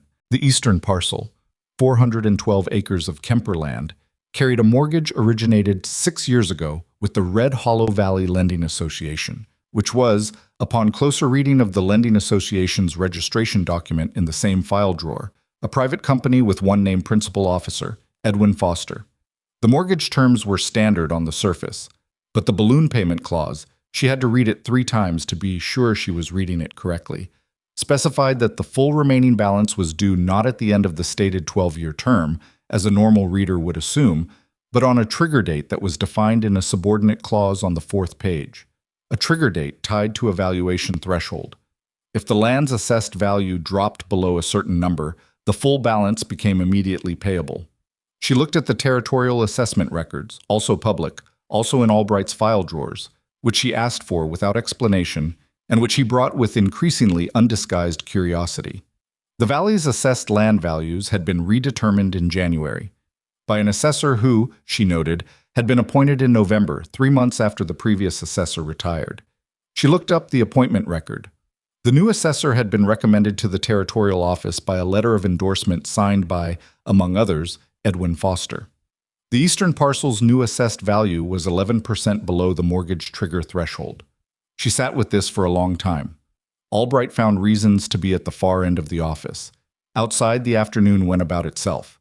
What she was looking at was not illegal in any obvious, simple way. The terms were in the document. A lawyer, a good one, working for the Kempers, could have found the clause. Should have found the clause. But nobody had read it carefully, and now a family was 4 months from losing 400 acres because a balloon payment was about to come due that they hadn't known was coming. She made copies of the relevant pages in her own hand, writing quickly and precisely, getting the language exact. She noted the page numbers, the dates, the names. She filled 4 sheets of paper and folded them into her coat pocket alongside the unsigned note. Then she thanked Albright, who had the grace not to ask what she'd found, and went out. She went to Colton, not because she didn't trust her own judgment, she did, but because she needed someone who knew the valley's history and the personalities in it, and who would tell her plainly if she was wrong.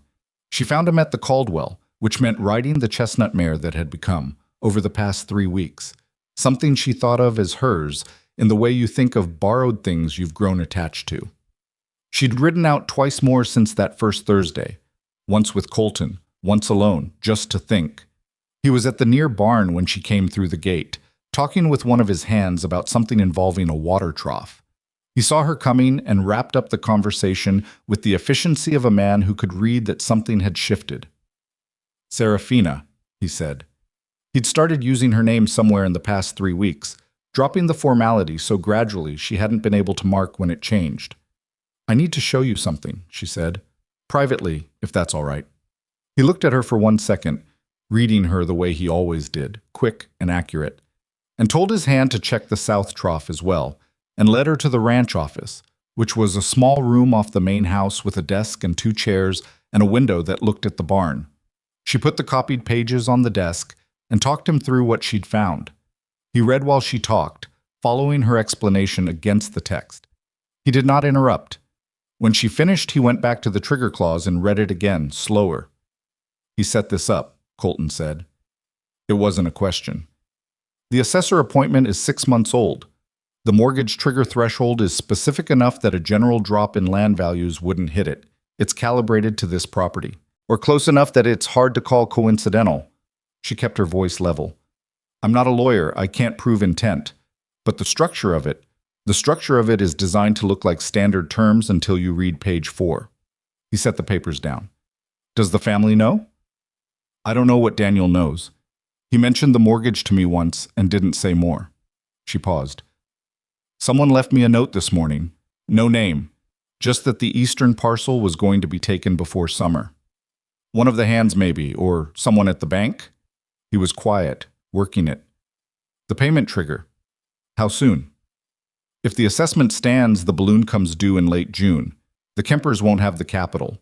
The land goes to the lending association. She looked at him. To Foster. Colton was still. She had seen him in various moods over the past months. Easy, tired, careful, occasionally something close to humor. But this was different. A stillness that had an edge in it, contained but real. He's been doing this, Colton said, in one form or another, for 10 years. He gets paper in front of people who don't read it carefully, gets his hands into the terms, and then waits. He picked up the pages again. But he usually does it to families that don't have anyone to read it afterward. The Kempers have Daniel now, she said, or Daniel is learning, but he's 16 and he doesn't know yet what he's looking at in that mortgage. And you do. I know enough to know he needs a lawyer. Colton looked at her. The nearest lawyer with no connection to Foster is in Mill Haven, 2 days by stage. I know. She had already thought about this. But the document evidence is here. If someone made the trip and brought the right papers, the assessment can be challenged, he said slowly. Territorial assessments go through the district land office. If the methodology is questioned, If someone can show the assessor applied a different standard to this parcel than to comparable properties, it could be set aside. He looked at the window, thinking, I know 3 other ranchers in this valley whose assessments came in this January. If their numbers held and the Kemper number was selectively reduced, that's the argument, she said. Yes. He looked back at her. You worked this out before you came here. I worked out that the assessment was the weak point. You'd know about the other ranchers. He was quiet for a moment. Then, you teach school in the mornings and do this in the afternoons. I do Harmon's books on Wednesday evenings, she said, which was not quite a joke but was close enough that something eased in his expression. I'll talk to the Dawson Ranch and the Purcell operation, he said. If their January assessments held fair, we've got comparative evidence. That takes a week to pull together. He picked up the pages. Can I keep copies? Those are copies, he nodded. The Kempers need to know. Someone has to sit down with the family and explain what's in that document. I can do that. She said it without hesitation. Daniel is already... He's been working on this without knowing he's been working on it. If I show him the trigger clause specifically, he'll understand it. And Mrs. Kemper. She's sharper than she looks. She's been running that property on goodwill and stubbornness for 6 years. She just needs the information. Colton set the papers down and looked at her. Really looked. Not the quick reading he usually did, but something longer and more open. She held it. Why are you doing this? He said. Not suspicious, more like he wanted to hear her say it. Because Daniel Kemper is 16 years old, and he's trying to understand how to protect what his family has left, she said. And because someone with more power and more access to lawyers wrote a document designed to take it from them before he was old enough to read it. She paused. And because I think I've known what kind of man Edwin Foster is since the first 5 minutes I spent in his company, and I kept thinking I might be wrong about him, and I'm not. Colton was quiet. I'm not a crusader, she said. I'm not naive enough to think we can fix everything he's arranged. But this one, this specific thing, there's paper, and there's time, and there's a way to fight it. She looked at him steadily. I'm going to fight it. He looked at her for another long moment. Then he said, all right, just that. Not let me handle it, or be careful, or any of the things men said to women when they wanted to take a problem over. Just, all right, I'm with you. She felt something settle in her that had been slightly unsteady for a very long time. She told May that evening. Not everything, not in the details she'd given Colton, but enough. May listened with the particular attention she brought to things that mattered. Foster will know someone's been in the registry, May said when she finished. Albright might mention it. I can't control that. And when he figures out it's you, then he figures it out. Serafina drank her coffee. He's already made decisions about me. Knowing I read his documents doesn't change my situation much. It might change his behavior. Toward me? Toward the teaching position. May said it plainly. He doesn't control the board outright, but he influences it. If he decides you're a problem, then I'll deal with that when it happens. She set her mug down. I'm not going to not do this because it might make him uncomfortable. May looked at her for a long moment. No, she said. I didn't think you would. She sounded not exactly proud. That wasn't quite the word. More like confirmed, like something she'd expected to find out and had now found out. Colton's pulling assessment records from the neighboring ranches, Serafina said. He'll have them in a week. He doesn't waste time. I know. She turned her mug on the table. May, what does he want, long term? Does he want to stay at the Caldwell? May was quiet for a beat, the kind of quiet that meant she was deciding how honest to be. The Caldwell belongs to old Jed Caldwell, who's 72 and has no children and has been making noises about selling for 3 years, May said. There's a parcel on the eastern Caldwell boundary, 80 acres, decent water access, good grazing. The Jeds offered Colton first right on twice. Colton hasn't had the capital. She paused. He's been saving. 6 years of foreman wages put away careful. Serafina looked at the table. How close is he? I don't know exactly. Close enough that it's a real thing, not a dream. May picked up her coffee. He doesn't talk about it much, but it's there. She sat with that. A man who had turned an injury into a different kind of work, who had saved for 6 years toward a small piece of land, who had sat across from her in a diner in November and put down a bowl of stew without any plan or expectation beyond the immediate, obvious kindness of the gesture. She thought about the distance between Edwin Foster's world and that one. The composed management of resources versus the long, patient accumulation of something real. She knew which one felt true to her. She had known for a while. What? Daniel Kemper arrived for his Tuesday session, already carrying something. She could see it before he sat down. A tightness around the jaw that meant he'd been holding something since the last time she saw him. She let him settle. She put the usual work on the table first, a contract she'd found in the notary's collection of example documents, a straightforward one, to start his eye moving through legal language. He worked through it with the focus he'd developed over 2 months, making notes in the margins the way she'd taught him. Halfway through the second page, he stopped. "The balloon payment here," he said. "This trigger clause." He looked up. "This is like ours." She was very still. "What do you know about yours?" He looked at her for a moment. "I found the document last week, in my father's papers. He died 4 years ago, and my mother kept everything in a box in the study. I went looking." He said it like a confession and a decision at the same time. "I didn't understand all of it, but this clause, the thing about the trigger value, I understood enough to know it was bad." "Yes," she said. "Is it too late?" "Not yet, but it will be in June if nothing changes." She opened her bag and put her copied pages on the table. "I went to the registry. I read your mortgage document." She watched his face. "I want to show you what I found and what I think can be done about it. Can you handle that?" He looked at the pages. He was 16, and he looked in this moment like someone who had grown up fast and was still in the process of catching up to himself. "Yes," he said. She walked him through it. The trigger clause, the assessment, the assessor's appointment, the comparative argument about neighboring properties. She did not soften it because she'd learned that Daniel did not want things softened. He wanted them clear. When she finished, he sat for a long time without speaking. "He planned this," Daniel said. "I believe so. I can't prove intent, but the structure points to it. My father signed that document without reading it right.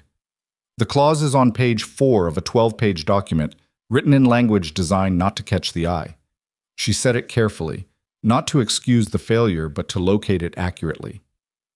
"This is what I've been trying to teach you, not because your father was careless, but because these documents are written by people who benefit from readers missing things." Daniel's jaw worked. He was angry. She could see it. And the anger was the clean kind, directed correctly. Not at himself, not at his dead father, but at the thing that had been done. "What do we do?" he said. "Colton Hale is pulling assessment records from 2 neighboring properties.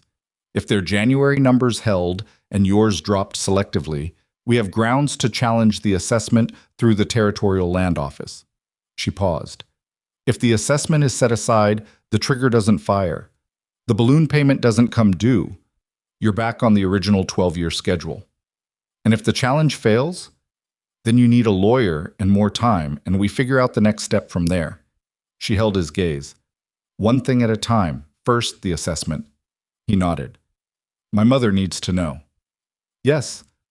I'll come out this week if she's willing, Friday afternoon." He thought about something. "Why are you doing this? We're just—" He stopped. "You're my students," she said, "and someone tried to take something from your family using paper they expected nobody to read." She shrugged because she didn't have a larger explanation than that. "I read paper." He almost smiled. And it was the first time she'd seen that, a real one, young and unguarded. She put the pages in a separate envelope and wrote his name on it and gave it to him. "Keep these. Don't leave them in the study. Find a better place." She looked at him. "Don't say anything to anyone outside the family yet." "Marcus." "Especially Marcus," she said. He understood. He packed his things and left, and she sat for a moment in the Kemper kitchen. Mrs. Kemper had given her a corner of it for the afternoon sessions, and listened to the house settle around her. Friday brought complications. Mrs. Kemper took the news with the focused intensity of a woman who had been quietly afraid of exactly this for a long time and was now, at least, dealing with a named thing rather than an unnamed dread. She asked precise questions. She went to the box in the study and retrieved the original mortgage document, the actual signed original, and laid it on the table between herself and Serafina like an exhibit. They read the trigger clause together. Mrs. Kemper found it on the second pass. I didn't read it, she said. No. When my husband signed it, I looked at it, but I didn't. She stopped. I thought it was the end date that mattered, the 12 years. Most people think that. It's what the document is designed to make you think. 6 years ago, Mrs. Kemper pressed her lips together. My husband was ill. We needed the money for the equipment costs, and Foster offered favorable terms. That's what he said. Favorable terms. The phrase landed hard. He came here, Mrs. Kemper said, to this house, sat at this table. My husband was tired, he wasn't well, and Foster was pleasant. He explained the document. He never mentioned page 4. No, Serafina said. I don't imagine he did. Mrs. Kemper looked at the document for a long time. Can we fight this? The assessment is the first fight. Colton Hale is working on the neighboring property records. If the Territorial Land Office accepts the comparative argument, the trigger doesn't fire. She paused. It's not certain, but it's real. And if we lose the assessment challenge? We take the loan document to a lawyer who can argue the disclosure was inadequate. The clause was not explained at signing. If your husband was given the document without the trigger clause being specifically identified, that may be grounds. She met Mrs. Kemper's eyes. I want to be honest with you. I don't know how that case would go, but the assessment challenge is strong. Mrs. Kemper straightened her spine, that deliberate practice straightening that Serafina had noticed the first day. What do you need from me? The original document, so Colton and I can look at the exact language, your husband's name and the date of signing for the land office filing, and time. The challenge will take 2 to 3 weeks to prepare. Mrs. Kemper pushed the document across the table. Take it. Bring it back when you're done. Serafina picked it up carefully. I'll keep it safe. I know you will. The woman looked at her with an expression that was not quite gratitude and not quite relief, more like the feeling of having found, at the last possible moment, that you are not entirely alone. Miss Ashcroft, Daniel told me what you've been teaching him. The surveys, the contracts. She paused. Nobody ever thought to teach him that. He's going to be good at it, Serafina said. He's already good at it. Mrs. Kemper nodded. She walked Serafina to the door, and at the door she said quietly, Be careful with Foster. He doesn't get angry the way most men do. He gets quiet and then things change, and you can't always see the change until it's already happened. Serafina thought about the school board meeting, the composed silence from the side wall, the invitation to dinner, the tutoring referral. Each thing helpful and civil and carrying, underneath it, the patient certainty of a man who expected things to arrange themselves his way. I'll be careful, she said. She and Colton worked the assessment challenge at May's kitchen table on 2 successive evenings, spreading the comparative records across the surface. Dawson's January assessment, Purcell's, 2 others. Colton had gathered from ranchers who'd been willing to share. The methodology was clear once you laid them side by side. A consistent formula applied to all properties in the valley, with one exception.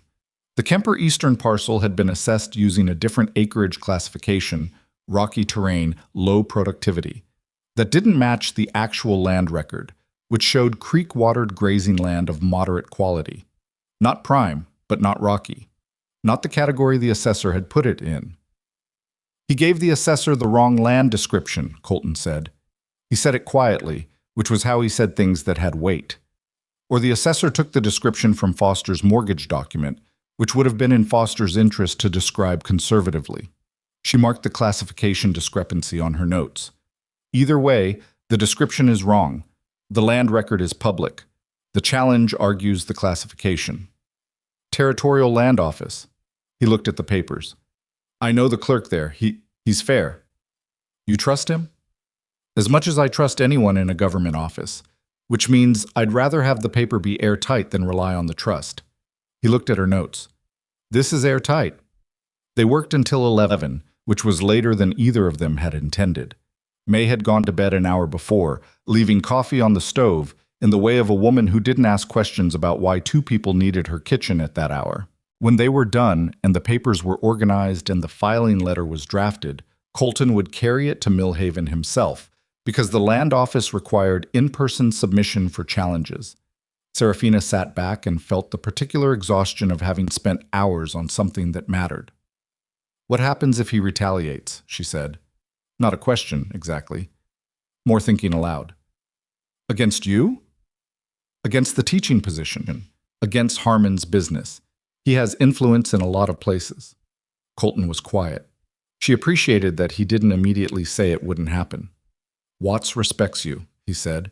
Duly respects you. You've been here since November and you've done nothing but work and be useful to people, and Red Hollow sees that. He looked at the table. Foster can put pressure on, but pressure from one direction against that kind of standing. It's not simple for him. Not simple isn't the same as impossible. No. He looked at her directly. But you knew that when you went into the registry. She had.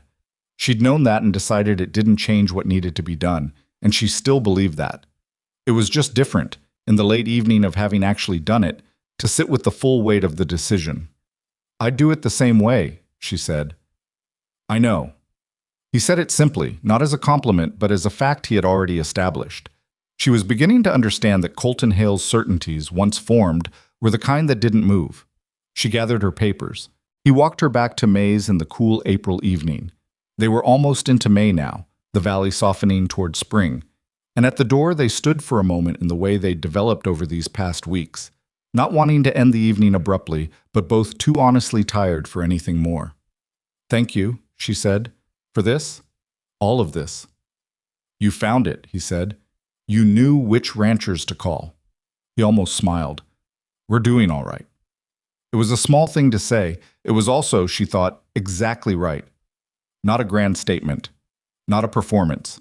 Just a plain accounting of where they stood, offered in the dark at a diner door on a spring night in a town she had arrived in with nothing and was now, somehow, standing in with something real. She went in. She heard his boots on the board sidewalk going back toward the livery, steady and unhurried, and the sound of them carried long after he was out of sight. Colton left for Mill Haven on a Monday morning before the sun was properly up. Serafina knew because May mentioned it over the 5 o'clock coffee they'd taken to sharing before the diner opened.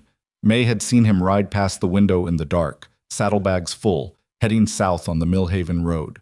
2 days there, 2 days back, assuming no weather and no complications at the land office. 4 days of waiting, which was not something Serafina did well. She taught her morning classes with the focused attention she always brought, because the children deserved that regardless of what was running underneath.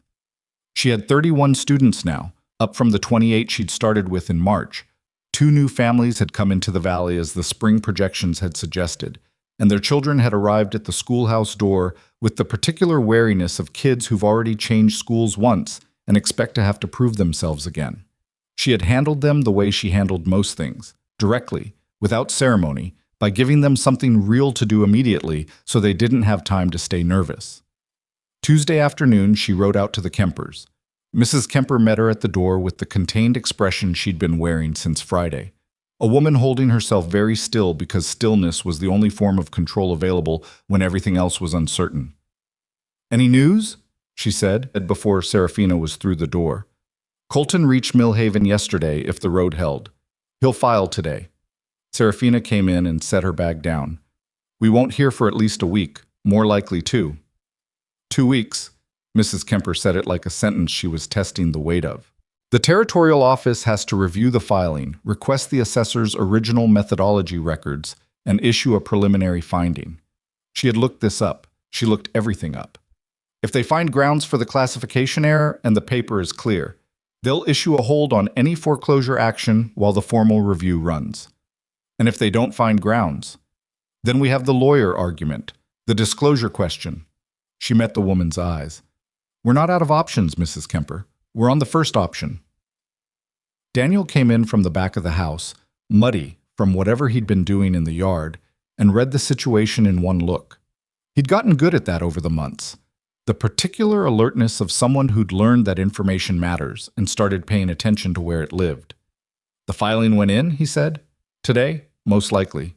He nodded, went to wash his hands.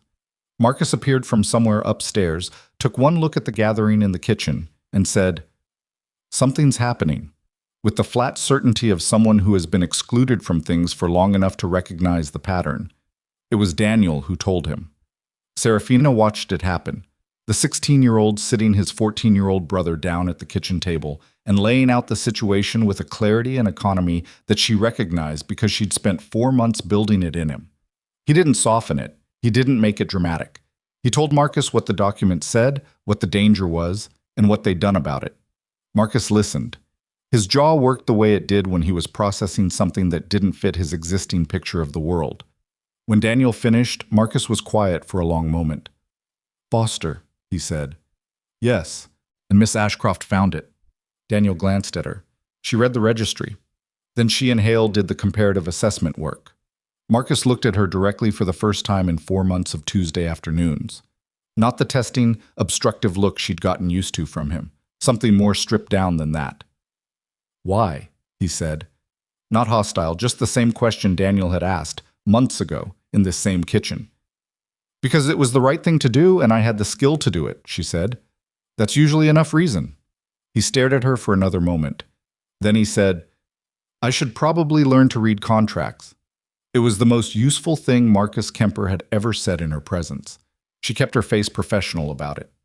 "Yes," she said. "You should."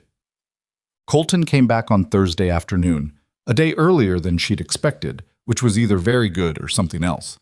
She was at the schoolhouse doing end-of-day tidying when she heard his horse, and she went to the door and looked out and read his face before he dismounted. Good. It was good. She stayed in the doorway while he tied the gray to the post and walked over, and he had the look of a man carrying something he was glad to be putting down. The land office clerk reviewed the filing same day, he said. He pulled the assessor's methodology record himself, right there while I waited. The classification discrepancy is documented. Kemper Eastern Parcel was recorded as creek-watered grazing in 1871, 1879, and 1891. The January assessment reclassified it to rocky low productivity without any survey visit or record of the change. She felt the relief move through her, physical and real. He issued the hold? Preliminary hold pending formal review. No foreclosure action can proceed. He reached into his coat and produced a folded document, the Territorial Land Office letterhead visible at the top. 3 to 6 weeks for the full review, but the clerk said the comparative evidence is strong. He used the word compelling. A pause. He also said it was the clearest example of selective assessment manipulation he'd seen filed in his office. She took the document and read it. Then she read it again because she had learned not to rely on first readings. It said what Colton said it said. She looked up. I was watching her, that quiet steadiness of his, and she thought about November, the contract in her bag, the $2.68, the bowl of stew placed on a table without explanation, and about how far the ground had shifted from there to here. "Thank you," she said. For the last time, she thought, because she was going to stop counting them. They had become something past counting. "You did the work," he said. Also for what felt like the last time he was going to say it, because they both understood now that this was not a conversation about credit, but about something they'd built together in the doing of it. He looked at the document in her hands. "You should take that to the Kempers." "Tomorrow," she said. "I want Mrs. Kemper to read it herself, not hear about it secondhand." He nodded. She folded the document carefully and put it in her bag, and they stood for a moment in the late afternoon light outside the schoolhouse. Her schoolhouse, she thought, with the name on the board and the chalk dust on her sleeve and 31 students who were, on balance, learning to think, and the spring valley spread out around them, green and unhurried and indifferent to small human dramas in the best possible way. "I want to show you something," he said. "If you have time, on the ride back."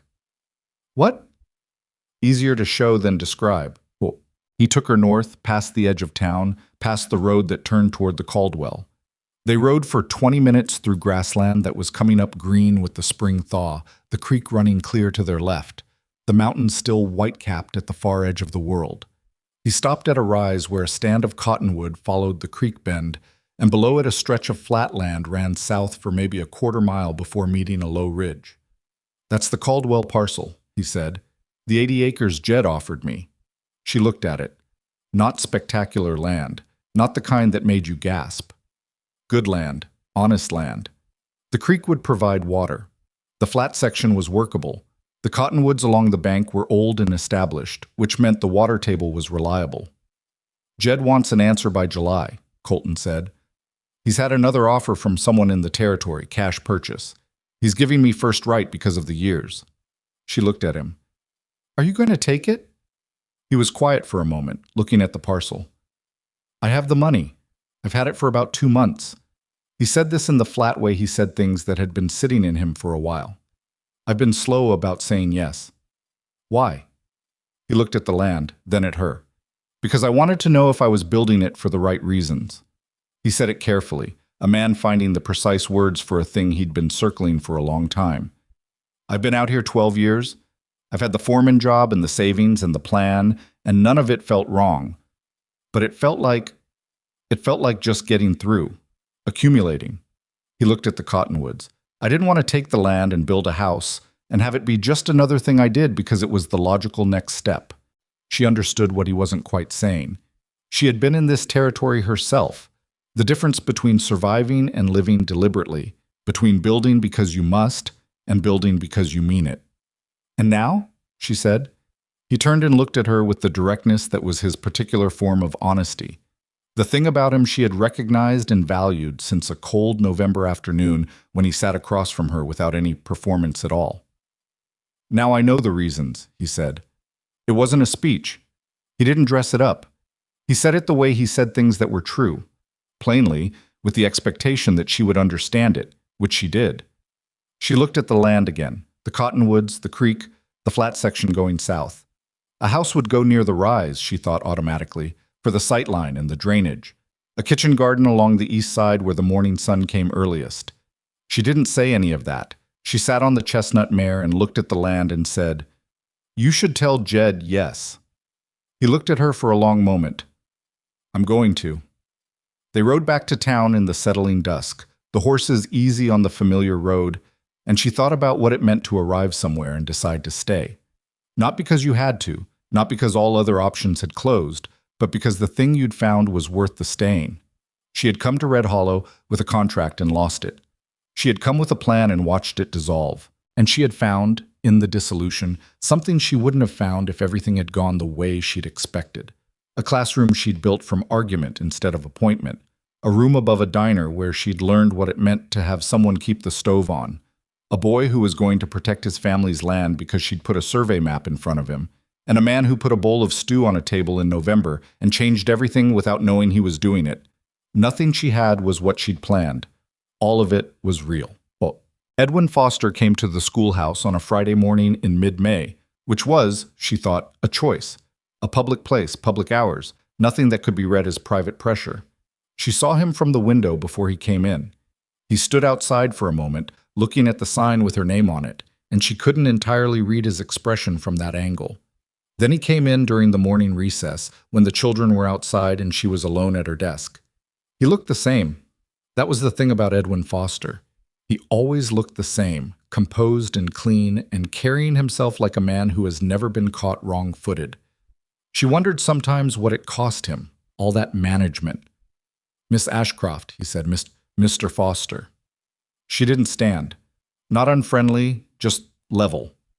He looked around the classroom, the maps on the wall, the student work she'd pinned up, the territorial survey she'd framed and hung because it was relevant to what she was teaching, and also because it gave her some satisfaction to have it there. You've built something here, he said. I have. He looked at her. The Territorial Land Office filing. Yes. The Kemper assessment. He said it without particular heat, just noting the fact. The assessment was wrong, she said. Incorrectly classified against the land record. The evidence was clear. A beat of silence. He was looking at her with the composed attention that she'd once found hard to read, but understood better now. A man calculating, as he always was, but finding that the calculation was coming out somewhere he hadn't anticipated. You know what I find interesting, he said, is that you came here 400 miles on a contract that didn't hold, with no money and no connections, and in 6 months you've made yourself essential in ways I didn't foresee.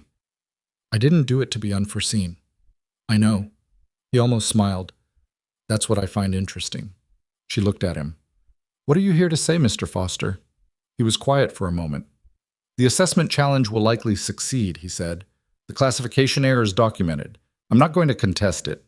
He said this without apparent difficulty, which surprised her more than anger would have. All right, she said carefully. The Kemper mortgage will run its stated 12-year term. He looked at his hat, which he was holding by the brim, turning it slightly. I want you to know that what I did was legal. The terms were in the document. They were, she said, written to be missed. He met her eyes. Yes. He said it simply, without defense, which she had not expected. I've been doing business in this valley for a long time, and I've gotten comfortable with the way things work. Comfortable isn't always the same as right. She studied him. This was the version she'd caught glimpses of before, the sharper, more honest person underneath the management. She wasn't sure whether to believe it. She had also learned over the past months that complexity in a person did not make their actions acceptable. Is that an apology? She said. It's an acknowledgement, he said. I'm not sure I've earned the right to call it more than that. She thought about what May had said. He gets quiet and then things change. She thought about Mrs. Kemper's face when she understood what the document had contained. She thought about the 2,700 Kemper acres that were gone. The eastern parcel will stay with the family, she said. That's what matters. Yes. He put his hat back on. At the door he paused, the same way he always paused at doors, she'd noticed, as if the last moment was where he left the thing he actually wanted to say. For what it's worth, you're a better fit for this town than I thought when you walked into the bank in November. I know, she said. He left. She sat for a moment with the quiet of the empty classroom around her, and then the children came back in from recess, loud and muddy and full of the urgent small news of 10-year-olds, and she put Edwin Foster in the past where he belonged and turned to face the room.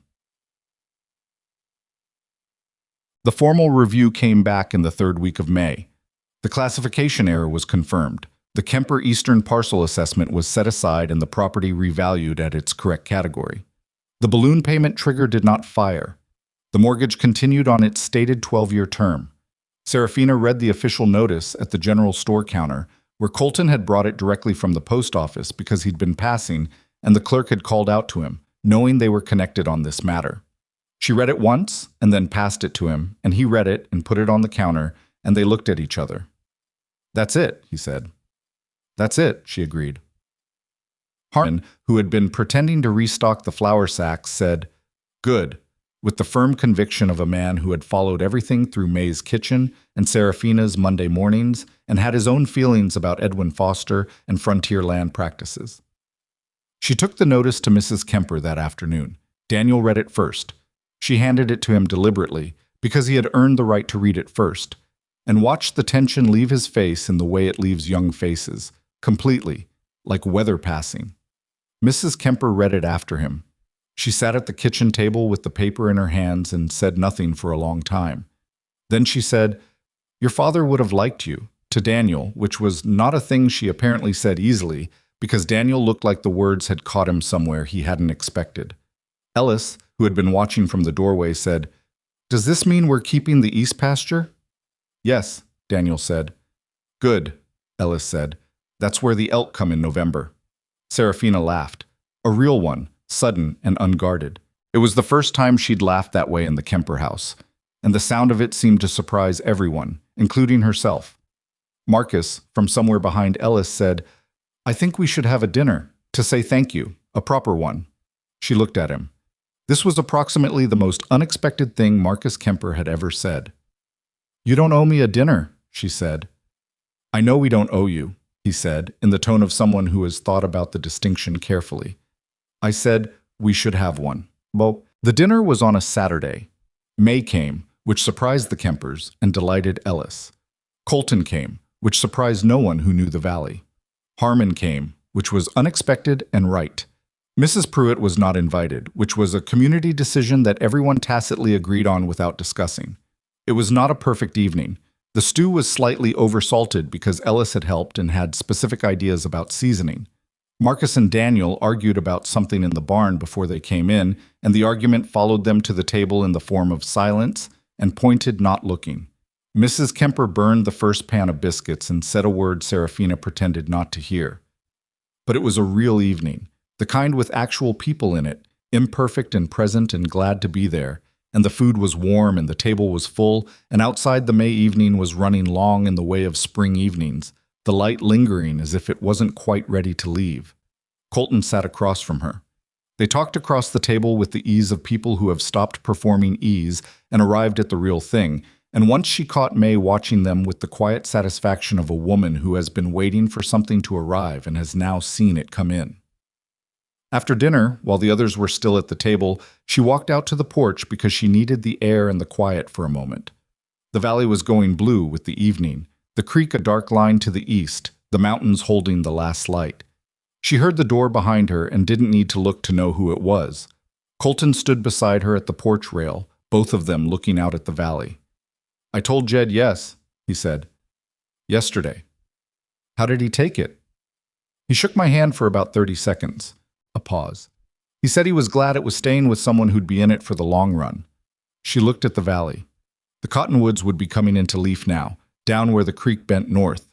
The 80 acres would be green and new. "I've been thinking," he said, in the tone he used for things he'd been carrying for a while, "about what to build, what order to do things in. The house first, or the barn?" "House," she said. He looked at her. "A barn is useful," she said, "but you live in the house." She turned to look at him. "You should build what you're actually going to need first." He was very still for a moment. Then he said, "Will you help me decide what that is?" It was a quiet question, the quietest possible way to say what it was actually saying, which was exactly how she would have expected him to say it, and which landed in her exactly as it was meant to. She thought about the girl who had arrived in November with a contract and $2.68. She thought about the ceiling of the room above the diner with its crack shaped like a river. She thought about the mornings in May's kitchen and the survey map and 31 children learning to think, and a boy who had grown into something she was proud to have had a hand in. She thought about 5 words said quietly across a bowl of stew that she had not once been able to forget. "Yes," she said. "I'll help you decide." He reached out and put his hand over hers on the porch rail. Not a grand gesture, just his hand, warm and real, the scar along the edge of it against her fingers. They stood like that for a moment looking out at the valley, the light going, the evening coming on, the sounds of the dinner behind them through the door. She thought about what she had believed all those months ago on a stagecoach heading toward a job that no longer existed, about what a life was supposed to look like. She had believed in the plan, the teaching position, the established place, the orderly progression of a woman who had done everything correctly. She had believed that the plan was what stood between her and the chaos of not having one.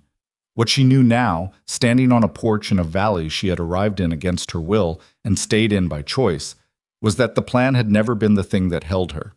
The thing that held her was the same thing that had held her when she ate a stranger's stew in a diner because she was too hungry to refuse. The willingness to be in the actual moment rather than the planned one, to receive what was real rather than insist on what was expected. Nobody had told her that. She had learned it the hard way, which is the only way certain things can be learned. She had also learned, and this she thought was perhaps the more important lesson, the one she would carry longest, that the people who matter do not announce themselves. They don't come with credentials or introduction. They sit down across from you when you are pretending not to be hungry, and they put something warm in front of you, and they don't ask for anything in return, and you spend the next months discovering that this one small act was the truest thing anyone had offered you in years. Edwin Foster had offered her advantages.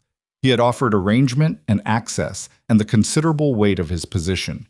He had never, not once, offered her the simple thing Colton Hale had offered in the first 5 minutes, the dignity of being seen clearly and treated accordingly. She knew which one had mattered. She had known for a long time. They were married in September, on a day when the valley turned the particular gold of early fall, and the air had that edge to it that said, summer was stepping back to let something else come through. May made the cake, 2 layers, imperfect frosting that she refused to apologize for. Harmon came and stood in the back and blew his nose twice. The Kemper family sat in the second row, all 4 of them, Ellis in a collar that was slightly too tight, and Marcus in a suit that looked like he'd borrowed it from someone taller. Daniel had a question for her before the ceremony, coming to find her where she was standing behind the schoolhouse with May, which was the closest thing to a preparation room they had. "I've been offered a position," he said, "at the land registry. Albright wants to retire, and he asked if I'd be interested in learning the work." She looked at him. 17 now, almost 18. The young man he was becoming visible in the set of his shoulders and the steadiness of his eyes. "What do you want?" she said. "I think I want to do both," he said. "The registry work and the ranch. I think you can do both." She thought about herself doing Harmon's ledgers on Wednesday evenings and the post office letters on Tuesday afternoons while teaching school in the mornings. She thought about the way Red Hollow had turned out to need all of her, not just the piece she'd arrived to offer. "Yes," she said, "you can do both. The question is whether you want to." "I want to make sure what happened to our land doesn't happen to other people," he said. "Having someone in the registry who actually knows what they're looking at." He stopped. "You taught me that the paper matters. I want to be someone who handles the paper right." She felt something that was more than professional satisfaction, more than the clean accomplishment of a teacher, watching a student arrive at something real. It was the particular feeling of seeing the future come toward you in a form better than you'd expected. "Take the position," she said. He nodded. He went back inside. She stood for a moment longer in the September air before May touched her arm. "Ready?" May said. She looked at the schoolhouse. Her name still on the board outside, clear and permanent. She looked at the valley beyond it, the mountains, the creek, the 80 acres north of town where the foundation of a house was already laid. "Yes," she said. "I'm ready." Years later, people would say that Serafina Ashcroft Hale was the best teacher Red Hollow ever had, which was true, but incomplete. She was also the woman who sat with 3 other families over the next decade when their land documents looked wrong, who kept a copy of the territorial survey methodology in her classroom for any student who wanted to understand how land actually worked, who wrote 2 letters to the territorial governor about assessment practices that resulted in changes she never got credit for and didn't need credit for. Colton built the house first because she'd been right about that. The barn came 6 months later, the cattle came after, and the horses, and 2 children who inherited his quiet and her stubbornness in varying proportions that shifted depending on the day and the argument. They sat on the porch most evenings when the work allowed it. The valley went through its seasons around them, the long white winters and the green springs and the gold autumns, and she never took for granted the particular quality of the silence they'd built, which was a silence full of a shared life rather than an empty one. Sometimes she still thought about November. The stage dropping her at the edge of an unfamiliar town, the contract in her bag, the cold, the certainty that she had a plan and the plan was solid. And then the plan dissolving, and the hunger and the pride she'd been too stubborn to put down until a stranger sat across from her and put down a bowl of stew instead. 5 words. That was all it had been. She had carried them long enough now to understand what they actually meant. Not charity, not pity, not the performance of a good man wanting to be seen as good, just a human being.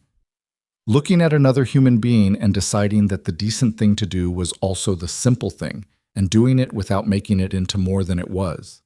That was the thing she had spent her whole professional life trying to teach. Not the surveys, not the contracts, not the comparative assessment methodology.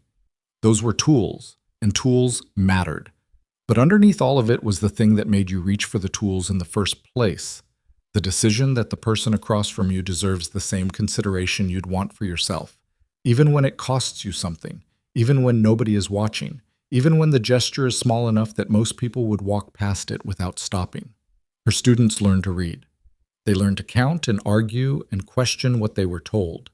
Some of them went on to do remarkable things that she heard about years later and felt, not pride exactly, but something warmer and less about herself than pride. And some of them, the ones she remembered most clearly, had learned in her classroom that paying attention to the person in front of you is not a soft skill. It is the only skill that finally matters. She believed that. She had evidence for it. She had built her whole life on it.